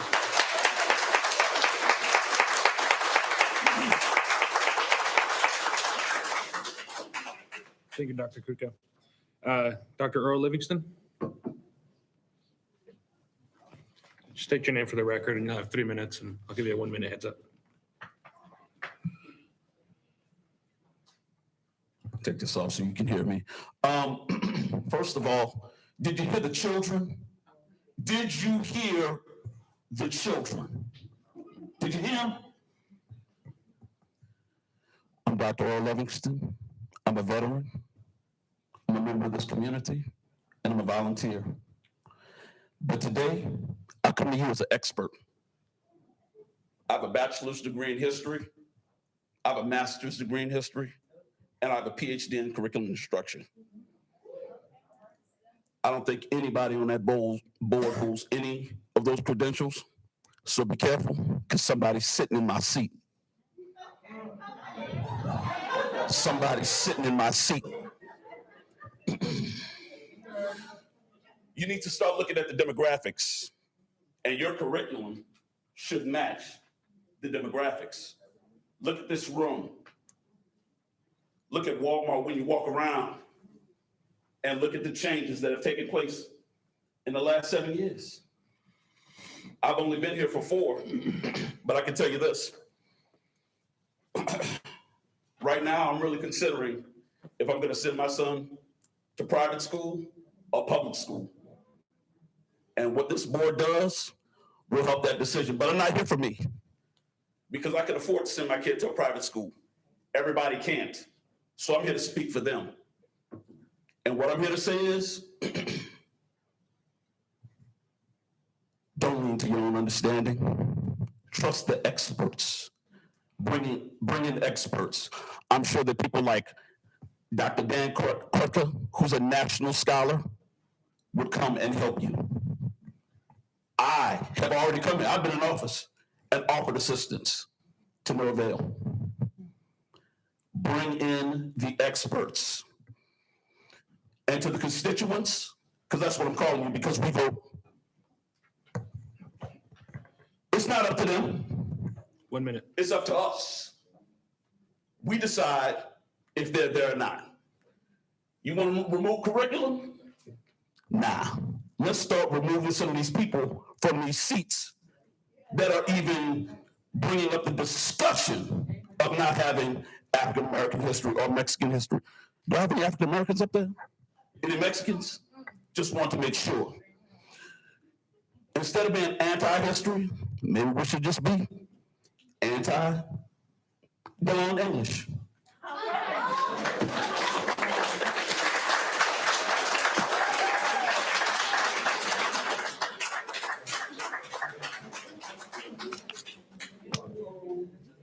All right, did we get any other forms or anything in that time? Okay. I'd like to break for a couple minutes. Yeah. So we're just gonna take about a 5-minute break.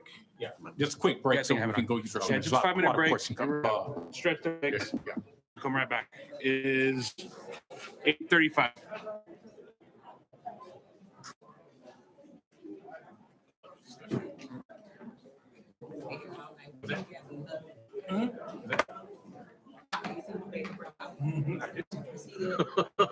Trying to make it last.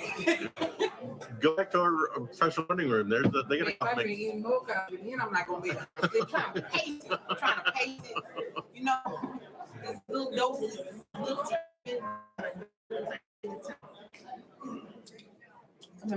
I had to run and go grab me a.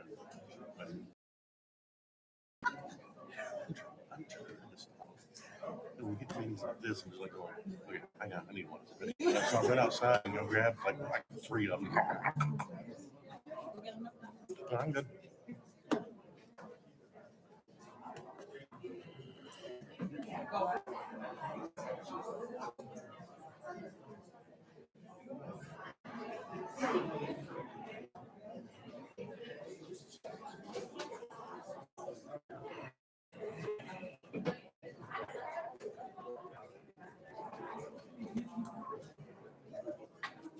Two scam calls during all.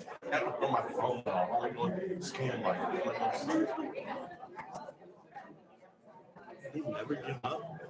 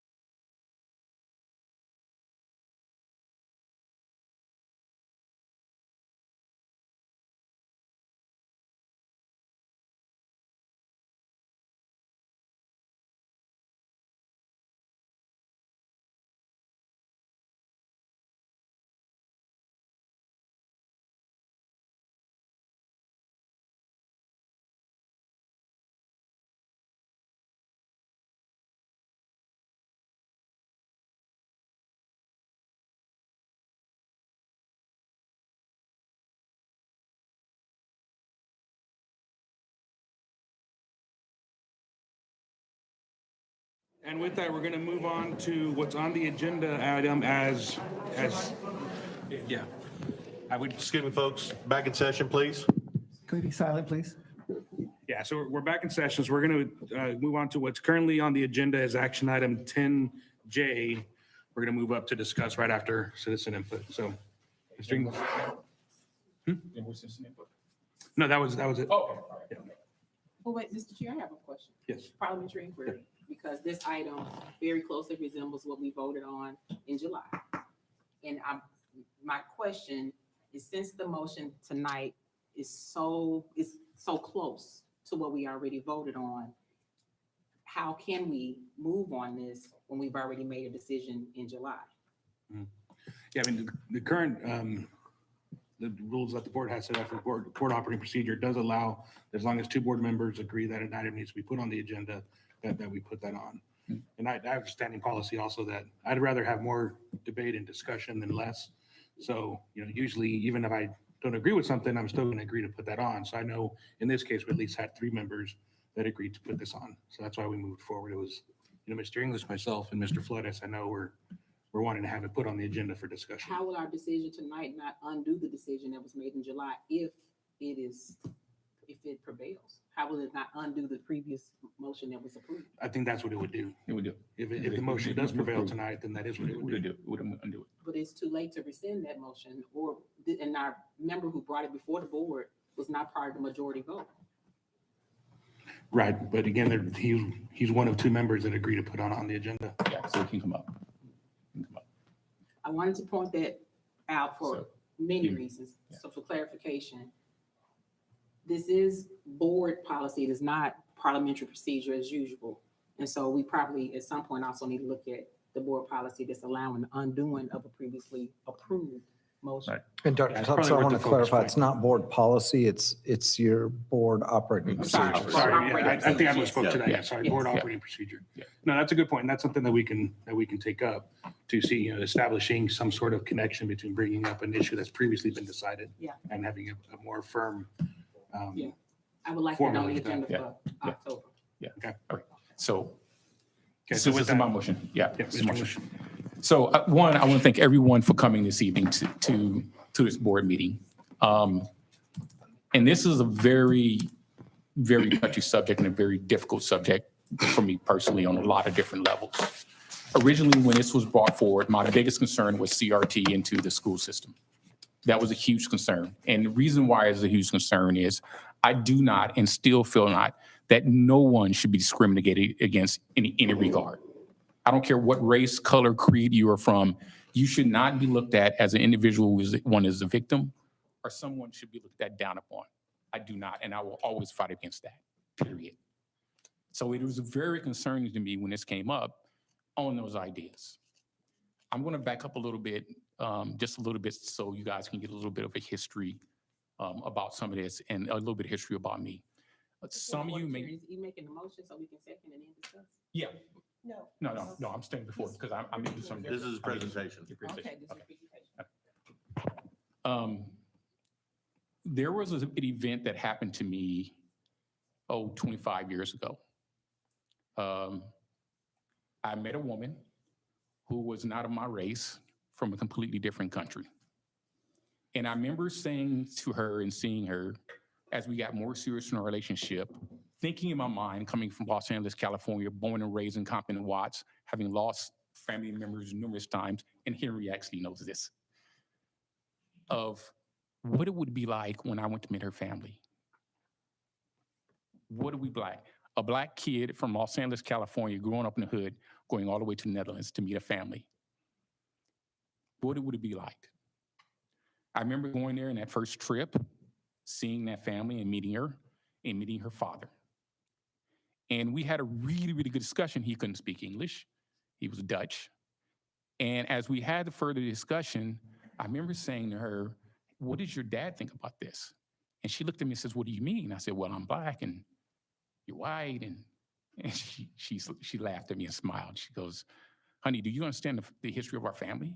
I'm like, not really. You've never told me. She goes, my father is a concentration camp survivor. And my mother-in-law has no family. They were completely killed. It's very interesting to me when I think about that.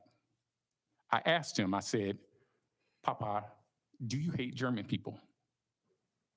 And he looked at me and he said, no, he doesn't. And at the time, it really hadn't set into me.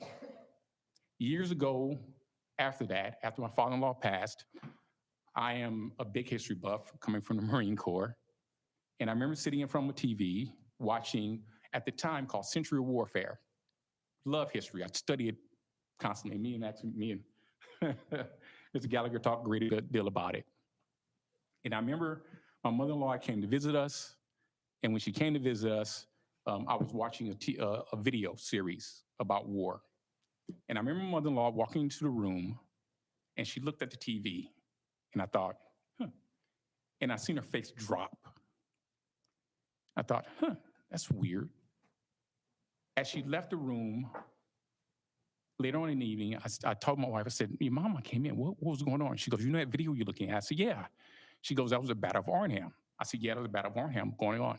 She goes, you know that building that you were looking at? I go, yeah. She goes, that was a building that she lost her family in. Here it is, 50 years later, I am looking at a video of a home that is on fire, that at the time, she was an 8-year-old girl in that building. How ironic was that? Very, very ironic. But what it did, it taught me that division is something from our country we can no longer stand for. Many here tonight believe that ethnic unity is something that would help. I don't believe that. I look at this couple right here, and I look at my wife and my family. We're Black, and we know that. But you don't look at your husband like that. Neither do I look at my wife. Neither I look at other people as that way. So when this course came up, it concerned me. It concerned me because it was a Black course and a Hispanic course. That was my concern. When do we provide unity? When? When do we know racism is done? When do we know to stop? When do we know it's over? Do we keep going and not going? Do we keep separating and separating and separating, and then that's it? That is a question that I often ask myself. That's what comes to mind. And that's important to me. These kids are important to me. This community is important to me. And the minute I saw that, I thought, wait a minute, hold on a minute. One, we should not teach that one is better than another, and CRT was a thing that came into place. And at the time, there was not a vote from the state on that, which we do have now. We do have that now. And then there was my other concern. And me and actually Dr. Thompson here had a very good and long discussion and talked about it. And I shared my ideas with her, and she shared her ideas with me. And many of our other board members, we've talked numerous times prior to these votes and prior to this about years past about race and ethnicity and the importance of this stuff as it goes on and how important it is to us, how really, really is important to us. Many of you have written me and I've written you back and saying, hey, this is my idea. My personal preference would be a multicultural class. That would be my personal preference. The reason being is because we don't only have Black Americans and Hispanic Americans, we also have Asian Americans, Indian Americans, Middle Eastern Americans, Native Americans. Putting students inside of a course that allows them to study all of those at the same time while studying African Americans and Hispanic Americans allows them an opportunity to really understand each other. Allows them an opportunity to bridge and hold hands. It allows them an opportunity to begin to understand each other. That has always been my hope. My hope is never to look at this and say, I don't want to teach history, because history is the most important thing we have. Without it, we fail. We truly, truly fail. So I am torn on this one. I really am torn. I see people who in the crowd who want to have it, who don't want to have it, who think this will help, who think it won't help. And it's hard. It really, really is hard. And this is a tough decision. It really is a tough decision because I'm torn on both sides. In one side, I don't want division between courses and kids and sitting in classrooms. I don't like it. I love our kids sitting together, all courses. Will it only be the African-American kids that sit in this course and only the Muslim African-American kids? Or only the Hispanic kids in this course, and only the Hispanic kids who really understand this? Or will it be a mixture of all kids coming into place? Yeah. And that's what I want. Yeah. Yeah. Quiet, please. Yeah. Yeah. Quiet, please. So this is really, really my ultimate goal, is to really understand and bring this course together. And so I'm going to disappoint some people and make some people happy, etc. But here's what I'm going to do. I'm going to request the district to look at ideas for a multicultural course. To think through, how do we work this out? How do we start unifying our kids? How do we begin to really address history as it is forward? And then not half history, not the bad history, but all the history, the true history of what goes on in our country and why it's important that we hold hands together. So with that, I am going to request that we pull this item for now for further on. So we pull this for now and table it. So I believe you're making a motion, Mr. English. Is that correct? Yeah. So I'm making a motion that we table this for now for another later discussion. I second that motion.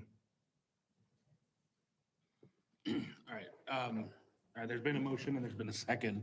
So now open for questions or comments. Yeah.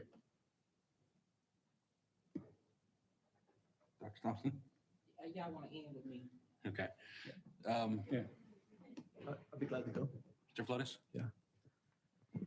Absolutely.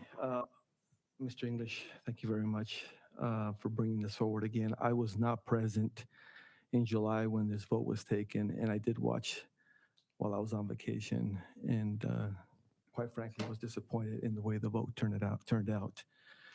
So I'm glad that I get to speak my voice. It is my voice, and if I get voted out of my seat, then that's what it is. But I do need to speak up. Okay. My father and my mother came to this country in 1960. Both immigrants that came here legally, number one. Number two, had a high school education and worked their way into a situation where they could support their children and put all four of their children through college. All four of us have been successful in our own fields. And nobody held us down. Nobody has ever told me that I can't do anything because of my last name. Yeah, my color's a little white. But nobody has told me I can't do anything because of my last name. We've worked hard. And I've earned what I've earned because I've worked hard. Ms. Wallace, I am so sorry that your child had to go through that situation, but that is an exact prime example of what these courses would do. It would open the doors for teachers to teach their own personal agendas. We let you guys speak, right? Right? We let you speak. I have already had that situation with my own child, and I won't name the teacher because she still teaches English at our high school. Last year, she was required to debate whether Black Lives Matter organization was a positive or a negative. She was frazzled. She came to me frazzled because she was one of the ones that was unique to the rest of the group. She did not know how to indulge in that conversation. In that same class, she was forced to have a discussion with her pro-life or pro-choice. That is not a discussion that we take in those classes. When I went to school and we talked about Roe versus Wade, they explained why that happened, how it happened, and the consequences of what happened. But we did not have debates as to whether it was good or bad. And when you bring these courses in here, you're simply opening up these windows. I can show you a video right now of many professors. I mean, we had two great professors back there that spoke. And I'm sure they do a wonderful job at the university. But we're not guaranteed that just because we have a curriculum that's all buttoned up and says everything that we need to see to make sure that Dr. Thompson did a great job at posting on her site everything that we do in the district now, what we will do, what the law is regarding CRT. She did a wonderful job. I appreciate that, Dr. Thompson. But it doesn't account for the teacher who will be hired to teach that course. It is not monitored on a daily basis, and you do not know what they're going to teach when someone is not looking.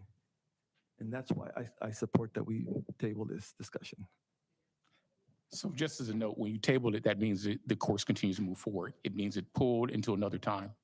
Yeah, and I just want to be real clear that the next board meeting is, I don't remember the exact date, but the course guide will be printed. So these courses will be in the course guide for 2022-23 for next school year. Yeah. So I just want to be clear that if you do pull this agenda item and you don't vote on it, that the district is moving forward with these two I know. courses. I understand. Ms. Myers? You know, I want to say one last thing, right? We all know that CRT is illegal in Texas. Yeah. Right? We, as a board, need to consider the fact that if we do have somebody teach any CRT in that classroom and somebody gets a wind of that video, that we're subject to lawsuit. And that's public funds that now we're going to dip into to try to defend our case. Because that will happen. Someone will record. There's phones everywhere. Mr. Blackburn?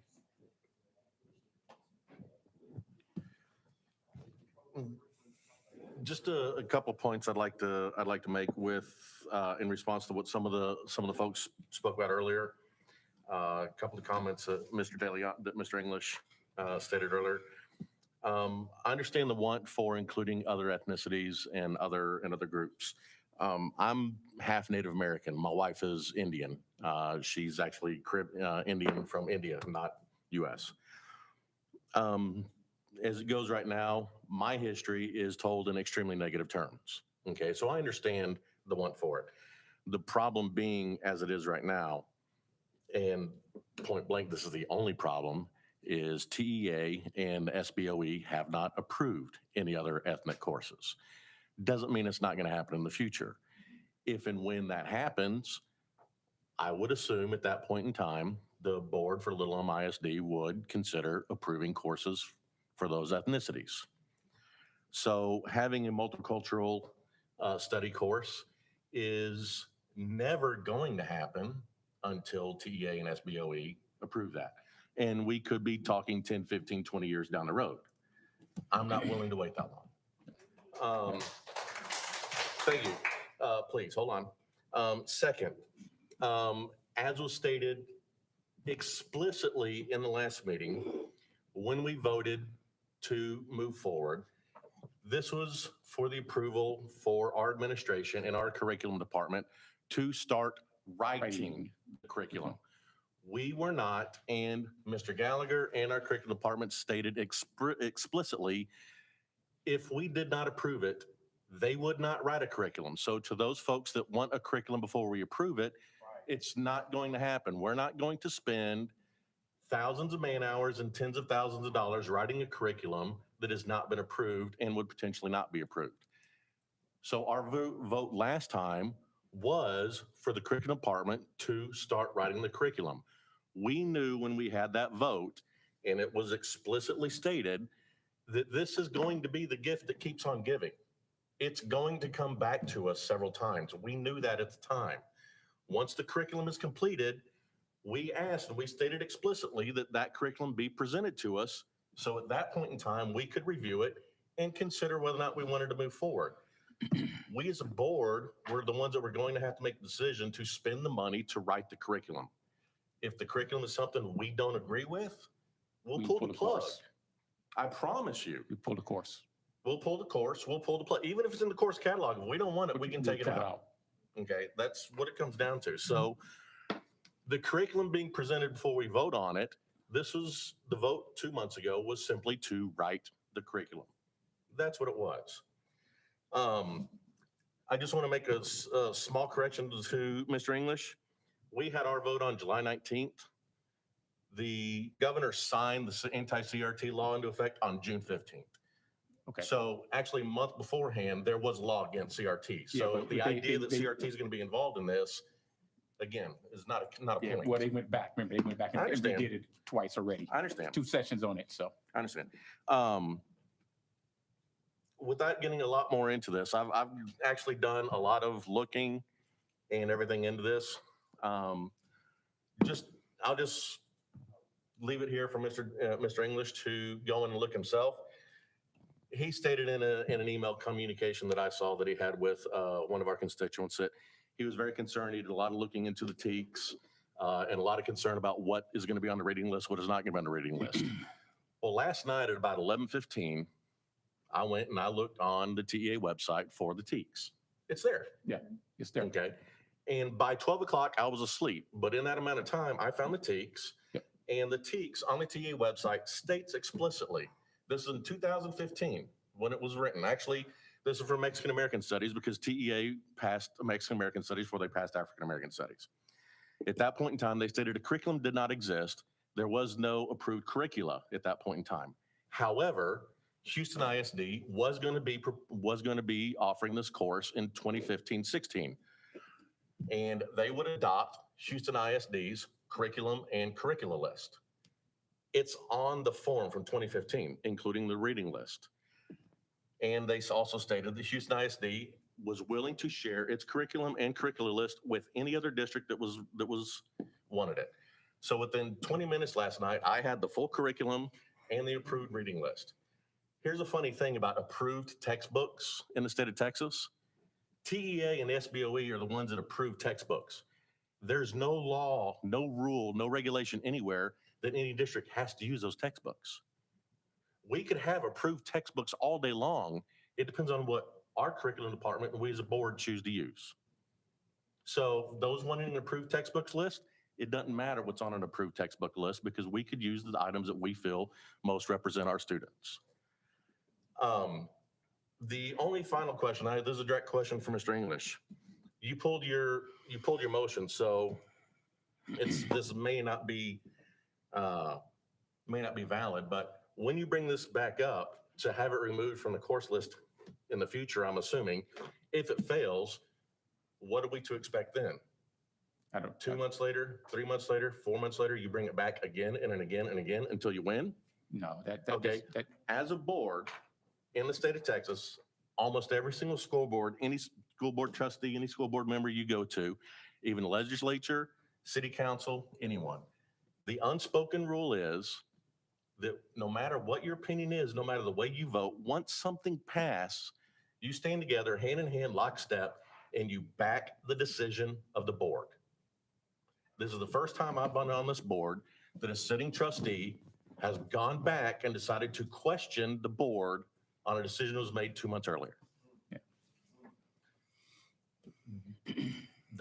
I have an issue with that. Well, But other than that, that's my piece. So thank you. Yeah. Go ahead, Dr. Thompson. You said it. I mean, I want to echo a lot of what Dan brought up. A criticism that I've received a lot directly is if you approve something before you've seen what it is, and you're expecting us to trust. Well, I do trust our administration. I do trust our superintendent. I do trust our teachers. I wouldn't be on this board if I didn't. We did make a decision 2 months ago to move forward on the development of this curriculum, and that's what our administration is doing. It's going to be on the course catalog at the next meeting, and we all we all voiced our concerns very clearly 2 months ago on what our concerns were and what the risks were. And I do trust that our administration is going to take that to task and into consideration when they come up with their curriculum. So our job at that point, I think, should just shift into a monitoring. As Mr. Flood has pointed out, there's example after example of teachers hijacking a curriculum and putting in their own spin. That exists with our current classes. As we had some examples tonight, that can happen, and it does happen at any point in time. So it's the administration's job, it's Superintendent Gallagher's job, it's our job to keep questioning the process and see what's happening and monitoring that. The risk of there being an enhanced legal exposure or something, I just don't think that risk is high enough to not move forward with this process. I think there's far more good than bad that can come from this. Not to say that there's no bad, but I choose to not to focus on that bad. And I do have the trust in the people in this district to make sure that the good far outweighs the bad. So I am happy that the motion is being tabled. I am concerned now that, it's just going to be a recurring topic every month. Until that. So that's my piece. I have a similar primary concern is that you've tabled it. Why not take it off? I'm asking. Well, like you said, we've tabled it now. The idea is that we will look at the curriculum that comes through and review the curriculum. Like I say, I told you, I'm torn on a lot of this. And it's really, my original issue was, do we look at CRT and the CRT coming into exposure in our course line? That was my real original issue. My other issue was, can we come up with a multicultural course study that is more inclusive for kids? Do we have to start somewhere? I believe we probably do. There is somewhere we have to start. So the idea here is, you know what, let's pull this, let's go back and look at it. Let's wait till that course line comes out. Let's see what we have. If we decide we don't want it anymore and is there an issue, then we can look at it then. So we're just reverting back to what we had decided 2 months ago. Exactly. So this course will have the opportunity to move forward. It'll have an opportunity to get the curriculum set in place for us to really understand what's been taught. And then we make a decision from there if there's any issues going forward. All right, thank you. So I'm sharing my thoughts here. Yep. Mostly that I totally disagree with pulling it, tabling it instead of setting it aside, because that's putting you in this position of dangling this removal of the course if you don't like what you see. Mm-hmm. We have a full curriculum department. We do not make up things. Yep. We're following the state law. We're not going to over scrutinize one class. Mm-hmm. We are not doing that. I can let all of y'all know that tonight. We're not doing that. We're not. Unless y'all gonna go back and find the teacher that was messing with your baby, go find the teacher that was, go scrutinize them. Go get a camera, monitor them 24/7, 365. Find the people who've been doing this and monitor them. Yeah. But what you're not gonna do is pick the African American Studies class that doesn't even exist and over monitor it because what they might do when you have people who have already disappointed you, find the people that's disappointed you, including you. Go find the people that's disappointed you. Monitor them, get a camera, sit there and let them quit their jobs and file a lawsuit. Because that's what we're really asking for, is a lawsuit. You're worried about CRT from the history teachers for African American Studies class. We don't have African American Studies class, but you've had this problem with all these other teachers. Go ahead and worry about them. We don't have a teacher for this class yet, but you're already ready to scrutinize somebody who doesn't even teach a class yet. That is complete nonsense. I'm not going to sit here month after month while you dangle something over our heads after we made a decision in July. That is completely ridiculous. That didn't follow basic parliamentary procedure. I have spent all weekend trying to figure out how in the entire did you even come up with this to sidetrack this class and to disappoint these people who elected you. Yeah. And I want to be clear because I'm up here and I can talk freely because the only thing people could do is not elect me again, but I'm not worried about my seat.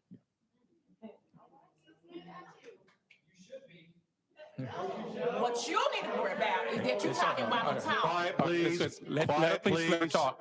Let her talk. Please let her So talk. what I'm saying right now is that the representation that we have up here needs to represent what people really want. We did a survey on this class. I have looked at everything that we could possibly have from public opinion. A small group talking loud does not make public opinion. We've had children coming up here to say they want to take the class. It's an elective. We don't have the class that you're wanting because it hasn't started all the way up here. People in the back who want to complain about things that happen at the State Board of Education level, at the TEA level. You're bringing it here to this level when your complaints should have been taken all the way up there. So let's do some education tonight about the procedures and policies of how classes come into existence in the state of Texas. I'm not worried about California, we in Texas. I'm actually not worried about Frisco, Dallas, Plano. We're in Little Elm. We got one high school. We are not in the fog about who's going to teach these classes. We have 26 teachers. You trust them right now to teach world history, American history, AP Euro history? Get a microscope and go check them out right now. If you're worried about CRT, go check them out right now. Since we're so concerned about them misleading these poor babies and taking them down a path of darkness, go scrutinize them right now. You know why you're not scrutinizing them right now? Because it's not the African American Studies class. That's a mess. And I don't stand for mess, especially when it comes to children. Not my children, anybody's child. Anybody's child. This foolishness has got to stop. We have voted. These people have spoken. We're not going to over-scrutinize this class. We're not going to make any child feel uncomfortable about taking it. These teachers are not going to be concerned about getting hate mail. That's not going to happen. None of that is going to happen. People are not going to be accused of saying things that they did not say, which I saw tonight. I saw that tonight. It's recorded and we could play it back. This whole group of people got accused of saying something they did not say and got talked down to like children.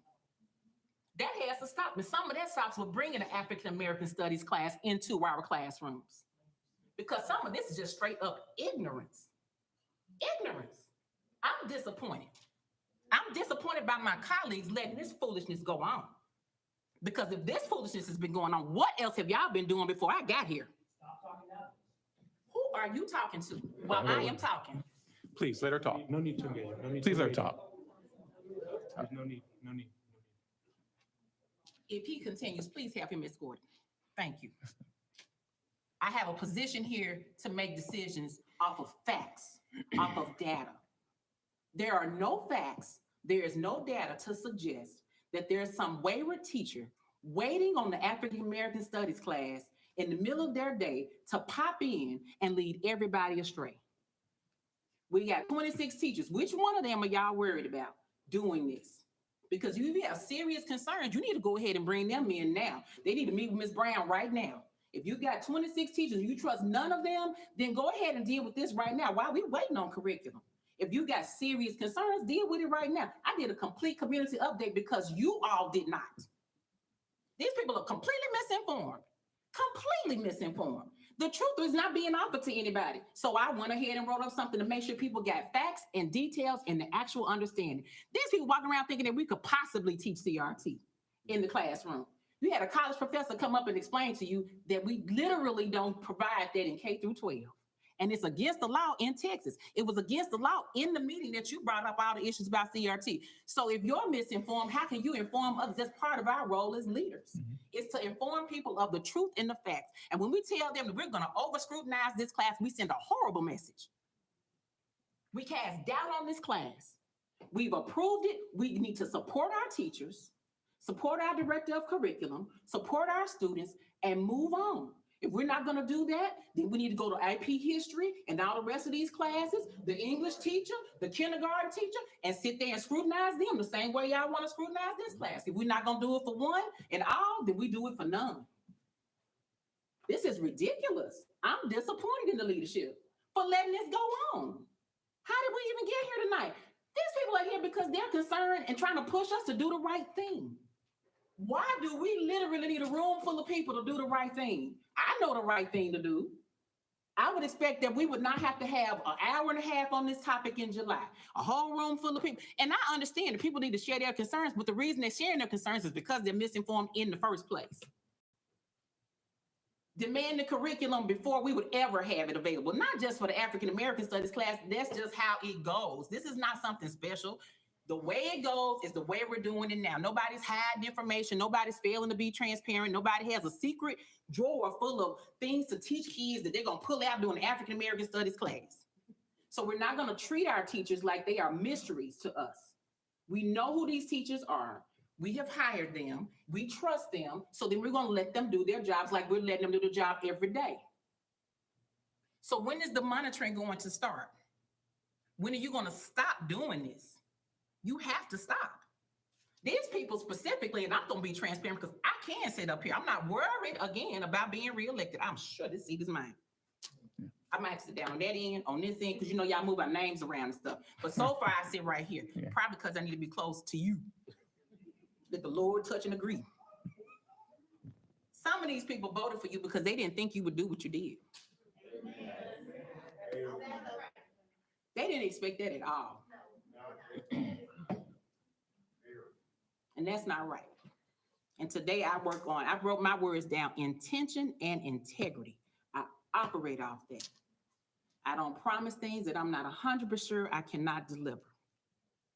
And because of the questionable situation up here, I hate that I can't promise you all that I will make sure that our teachers are not over scrutinized and that our students are not made to feel uncomfortable. But you know who I do trust to have integrity is this room. Don't y'all let us mess this up. Don't y'all let us mess this up. Don't y'all let us treat these babies different that want to go to the class. Don't you let us treat these teachers any different that want to teach the class. Don't you let them run over Dr. Mika. Y'all check on me if you want to, but I'm fine. I'm not worried about my seat. I got somebody looking after me, a light in darkness. So I'm not worried about my seat. But y'all make sure if I'm not in this seat, the only reason it would be is because he wanted a part of this light somewhere else. That would be the only reason. So y'all make sure that all 7, even though we got 1 missing tonight, y'all make sure all 7 hear from you with your integrity, with your facts. You hold them accountable. You hold me accountable. You remind me that we're not going to do this. We're not going to roll back time to 1960. We're not going to roll back to 1930, but we are going to teach it in African American Studies class. And we're not going to keep snatching it from the curriculum, putting it back in, snatching it from the curriculum. We're going to stop that too. So y'all just keep coming up, making sure we are held accountable, make sure these seats fill up. I don't have to talk in code because I'm saying what I really mean. Make sure these seats stand up. Videotape it, get a whole good look, because all the integrity that you see will hopefully fill up some spaces where there have been lies, deception, and confusion. Let some light come on through your video. Make sure you get plenty of light, because this is on fire for integrity and for leadership that we can count on. This is ridiculous. I've never seen such. Yeah. Thank you, Dr. McDowell. I appreciate it. First and foremost, let me say this. This seat I sit in, the seat she sit in, the seat they sit in, is not my seat. None of these seats are. These seats are your seats. Every single one of these. At any point in time, when a vote comes up, you can remove us. I don't take that for granted. I don't.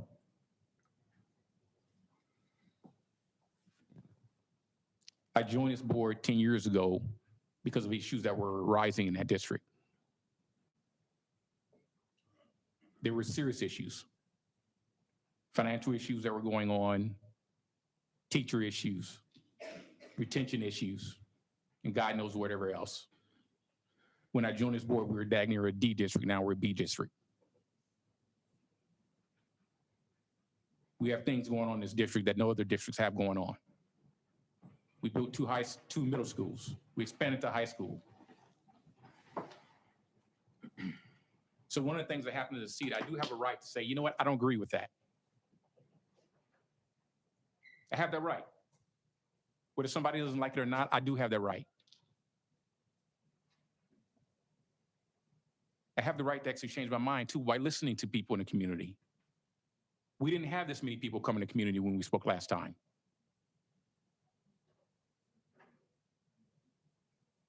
Now we do. At the time of the meeting, I wasn't there. Unfortunately, I still battle illness.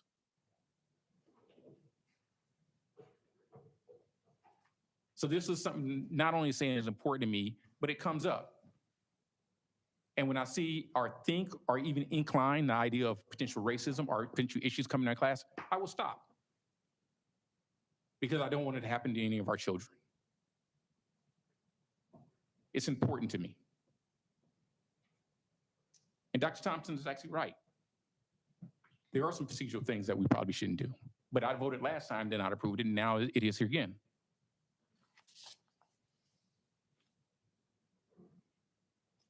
This is an important topic. I want to try to get it right. For you, not for me. I'm not in school anymore. It's for the kids I want to try to get right. So the idea that we have a course in place, and my thought is, wait a minute, should we include Indian Americans? Should we include Asian Americans? Should we include Middle Eastern Americans? Is a thought behind the idea that, wait a minute, we should include all people. Yeah, you're right. State Board of Education doesn't have it. Doesn't mean we can't have it. Takes effort. Am I saying that we shouldn't have African American studies? By no means regards. Not at all. That would be foolish. Be foolish not to have African American studies. Be foolish not to have Hispanic American studies. So the discussion tonight made me really think about that. It made me think, where do we start and where do we end? Do we start at a multicultural studies, or do we start at African American, Asian, Hispanic American, and then we move forward? We have to start somewhere. And I agree with that idea. I totally agree with that. Will I look to hold this over the board? No, no. That's not my purpose. My purpose is not to hold something in some kind of back channel pocket to pull out and yank on the board. That's ridiculous. Don't intend to do it and we'll never do it. If it comes up to vote, it fails, then we move on.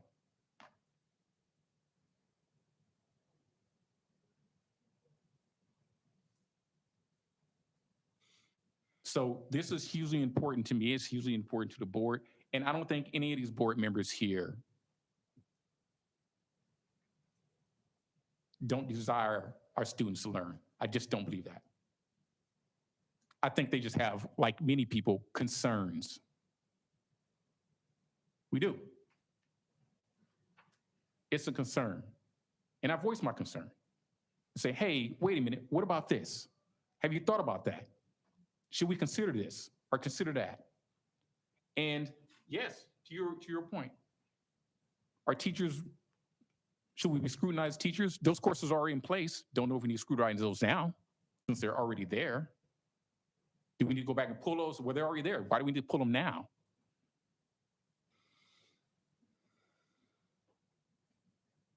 Sitting on this position, these are hard. These are hard questions because there are a lot of implementations that you guys as a community don't understand and we have to deal with. And we try to educate you as much as possible because it's important that you guys are educated on the process and what happens and how it goes on, and so that you guys can make informed decisions. Are we perfect? No. We try to get it right. Yes, we do. Sometimes it doesn't come out the way we want it to, or sometimes it doesn't happen the way we like it to.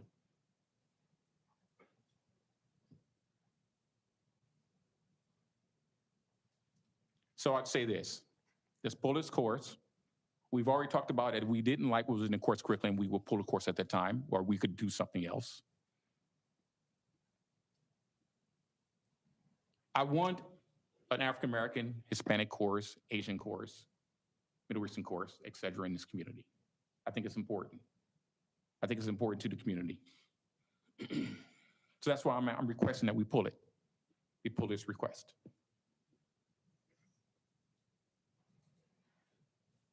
Let's go forward.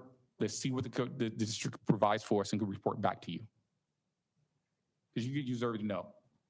This will disappoint some and maybe not. And this is hard. So just pulling an item actually doesn't require a vote. So, I mean, if you're choosing to pull the item, then we pull the item and that's it. Yeah. You need to amend the motion because the motion before was to table. Okay, I'm in to pull it.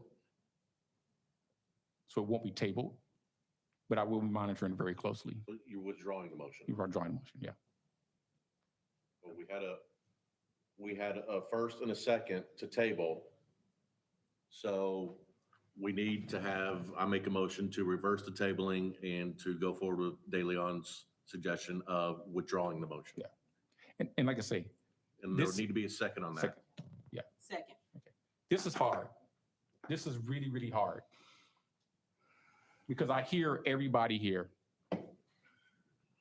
And it's really hard when the State Board of Education doesn't allow you to do certain things, because this is what I really, really would like to see a multicultural into the system. We really need that. Because I think as children sit inside of a classroom and they come together inside of a classroom and they learn about each other's cultures in the classroom, they begin to get an appreciation for each other. I've never have liked the idea of segregating kids, never. Saying this for one and this is for the other, just never have liked that idea. So this is my personal thing. But this is important.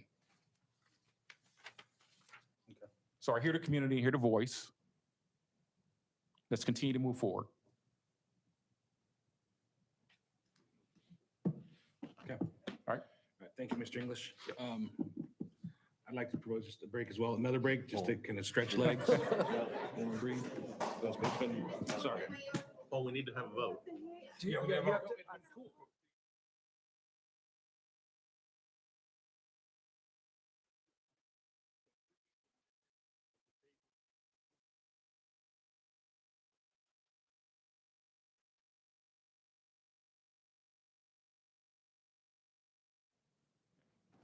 Okay.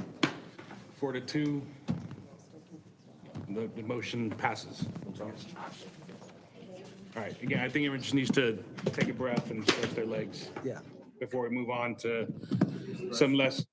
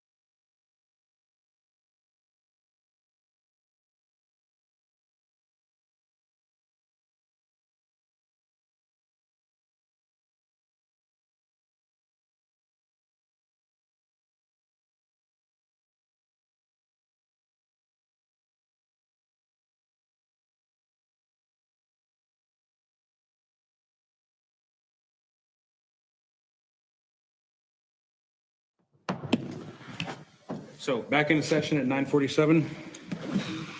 So with that, I think we're gonna fall back into reports of the superintendent, curriculum and learning update.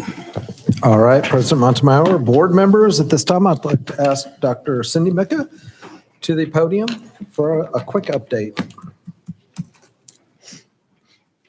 Good evening, Board President, Superintendent Gather, and Board of Trustee members. Tonight, I'm going to come to you with our monthly curriculum and learning update. Oh, God bless you. Bless you. Bless you again. Thank you. So the first thing that I want to speak about is our blended learning grant that we were approved by TEA over a year ago. And just to remind you about what this is that it is a grant that was a very competitive grant. And it is a 3-year grant. And we did, after the pilot year, after submitting our data, we won the final 3 years of the grant. So this is even though we worked on it last year, that was a pilot. And so we started year 1 of the actual grant this year.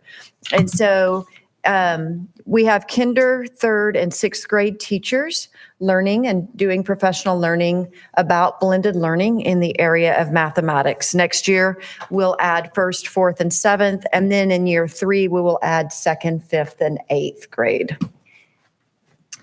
So when we started the development over the past year, we decided that there were 5 areas of focus for our teachers, and they're here in the graphic. Once teachers have the choice to decide which of the 5 they want to work on first, they will work on all 5 over the year, but they get to choose which one that they work on first. And then we begin a data-driven learning cycle. And if you look at this graphic, it's very similar to our commitment to excellence continuous improvement plan that we execute at the campus and district level. So the teachers pick their goal, they do their goal setting, then they design their tasks, and they practice it with coaching and feedback. They have reflection, and then they develop their next steps. Looking at this, let's say a teacher chose targeted instruction as their first focus. We have developed rubrics along 4 steps for each of the 5 goal areas. And so it's very laid out for the teachers to determine where they are in the process as they work towards attaining that goal in their classroom. And so we're really excited about the blended learning grant opportunity, and you'll be hearing more about it as we continue our journey in the process over the next 3 years. The next thing that I wanted to talk with you about today was the NICE STEM certification. As you know, a reminder, we have 6 campuses to date who have received their campus certification, and the remaining 3 are looking to obtain it. This is a graphic you've seen several times. In order for a campus to receive their NICE campus certification, a minimum of 5 teachers have to receive their teacher certification first. Working alongside that, the campus team develops their campus plan. And at the end of a year, then they have, when all of these steps are taken and the minimum of 5 teachers have obtained their certification, the campus is named a campus NICE certification status. This year, for the first time, we are going after the district STEM certification. Currently, there are no school districts in the nation nor the state who have attained this. And we're in the running with 2 other districts that are furiously working like we are to obtain it first. And so we've already started on our journey. Our district leadership team and our district guiding coalition have already met and are working towards these steps here. Our district plans in the first year to finish through 3D. And so we have laid out what our steps are going to be so that we can move through the process with fidelity and ensure that the district is supporting the campuses through their STEM initiatives. And the last thing that I wanted to speak with you about today was remote learning in Little Elm ISD. As you know, the legislature passed Senate Bill 15, which would allow full funding of ADA if a district chose to stand up remote learning. Since last Wednesday, we have been taking applications for remote learning here in Little Elm ISD. And the decision was made this evening that we would not be able to sustain remote learning in Little Elm ISD because we did not have the interest that we needed in order to stay within our staffing allocations. We only had 51 students across the entire district who requested remote learning. At our highest grade level, we only had 13 students. And so that was not enough for us to be able to offer remote learning within our staffing allocation because we would have to remove a teacher in order to fulfill that. And so we have notified those 51 students' families this evening by email to let them know that remote learning was not going to be an opportunity here in Little Elm ISD. And so that was going to also include in an action item 10A, a resolution which was part of Senate Bill 15. If we offered remote learning, we first had to have a board resolution policy about how we would take attendance. And so because the decision has been made administratively that we cannot sustain that with the low interest that we had for the remote learning, we will not be pushing forward for the resolution. And that is it for my update this evening. Are there any questions for me? Yeah, one real quick, Dr. Mika, and I just want to make sure that basically the public completely understands. Sorry, throat tickle. We made the offer for the online learning. We had it open for, I believe it was 4 days, the application? Yes, sir. Okay. And we received a total of 51 people inquiring for interest. Okay. And the largest grade level, which I believe was kindergarten, was only 13 people. So Correct. Just to break that down, as you stated, there just was not enough interest at any grade level for us to consider pulling any one teacher from any campus across the district trying to teach that. Correct. Okay. I just want to make sure that we are abundantly clear on exactly what that was. All right. Thank you. Any other questions? Thank you, Dr. Mika. All right. Thank you, Dr. Mika. Next, I would like to ask our Executive Director for Human Resources, Ashley Brown, to come up and give our board an update on our annual update regarding human resources. All right, good evening, President Montemayor, Board of Trustees, Superintendent Gallagher. I'll start today with the class size report for our district. So we are off to a great start for the 21-22 school year, and we have some data, some numbers for you to take a look at. Okay, so let's start with elementary. As you can see from these numbers, we've broken it down from pre-K through fifth and by campus. So probably the thing that jumps out to you is that there's no numbers that are higher than 23. So that's fantastic. So yes, you're probably deducing that we don't have any class size waivers at this point. That would be a correct deduction, and we're super thrilled about that. Yes, and really give yourselves a round of applause because it's because of the staffing that you guys supported us through last spring, the positions that you supported us with approving, that we have eliminated class size waivers at the elementary level for now. You will see, you might notice fifth grade at Prestwick is over 22. It's at 22.7. The waiver, though, if you'll recall, the ratio of 22-1 doesn't apply to fifth grade. But that doesn't mean we want for our fifth grade classes to be humongous. So we will keep an eye on that. But at our elementary level, our staffing is looking really fantastic. And I think that we did do a little bit of reassigning. I'll mention that. There were some numbers that were higher at 3 of our campuses, Hackberry, Oak Point, and Brent. We had to do some reassigning within the campus, meaning, for example, at Brent, they had some really high fourth grade numbers, but they had some really low first grade numbers. So we reassigned one of the first grade teachers to become a fourth grade teacher. So we kind of took care of some of those things internally so that we could level out the classes. So that's the great news about elementary. Moving on to middle school then.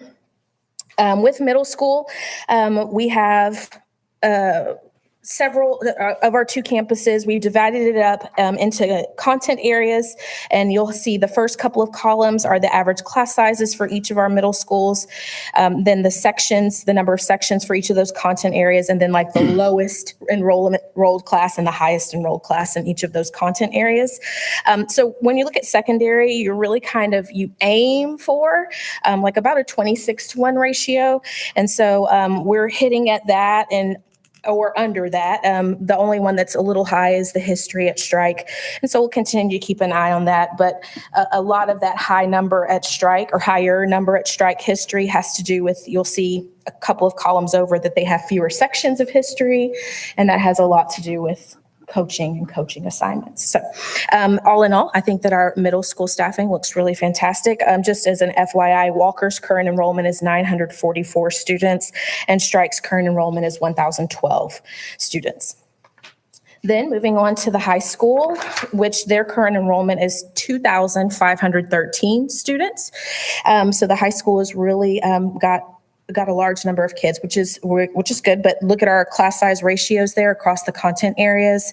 Again, when you're looking at secondary, we're shooting for around 26-to-1. So our staffing is looking really good when you look at math, science, history, English, and Spanish at the high school level. I think that's a testament to the work that we did last spring and to the support that we got from the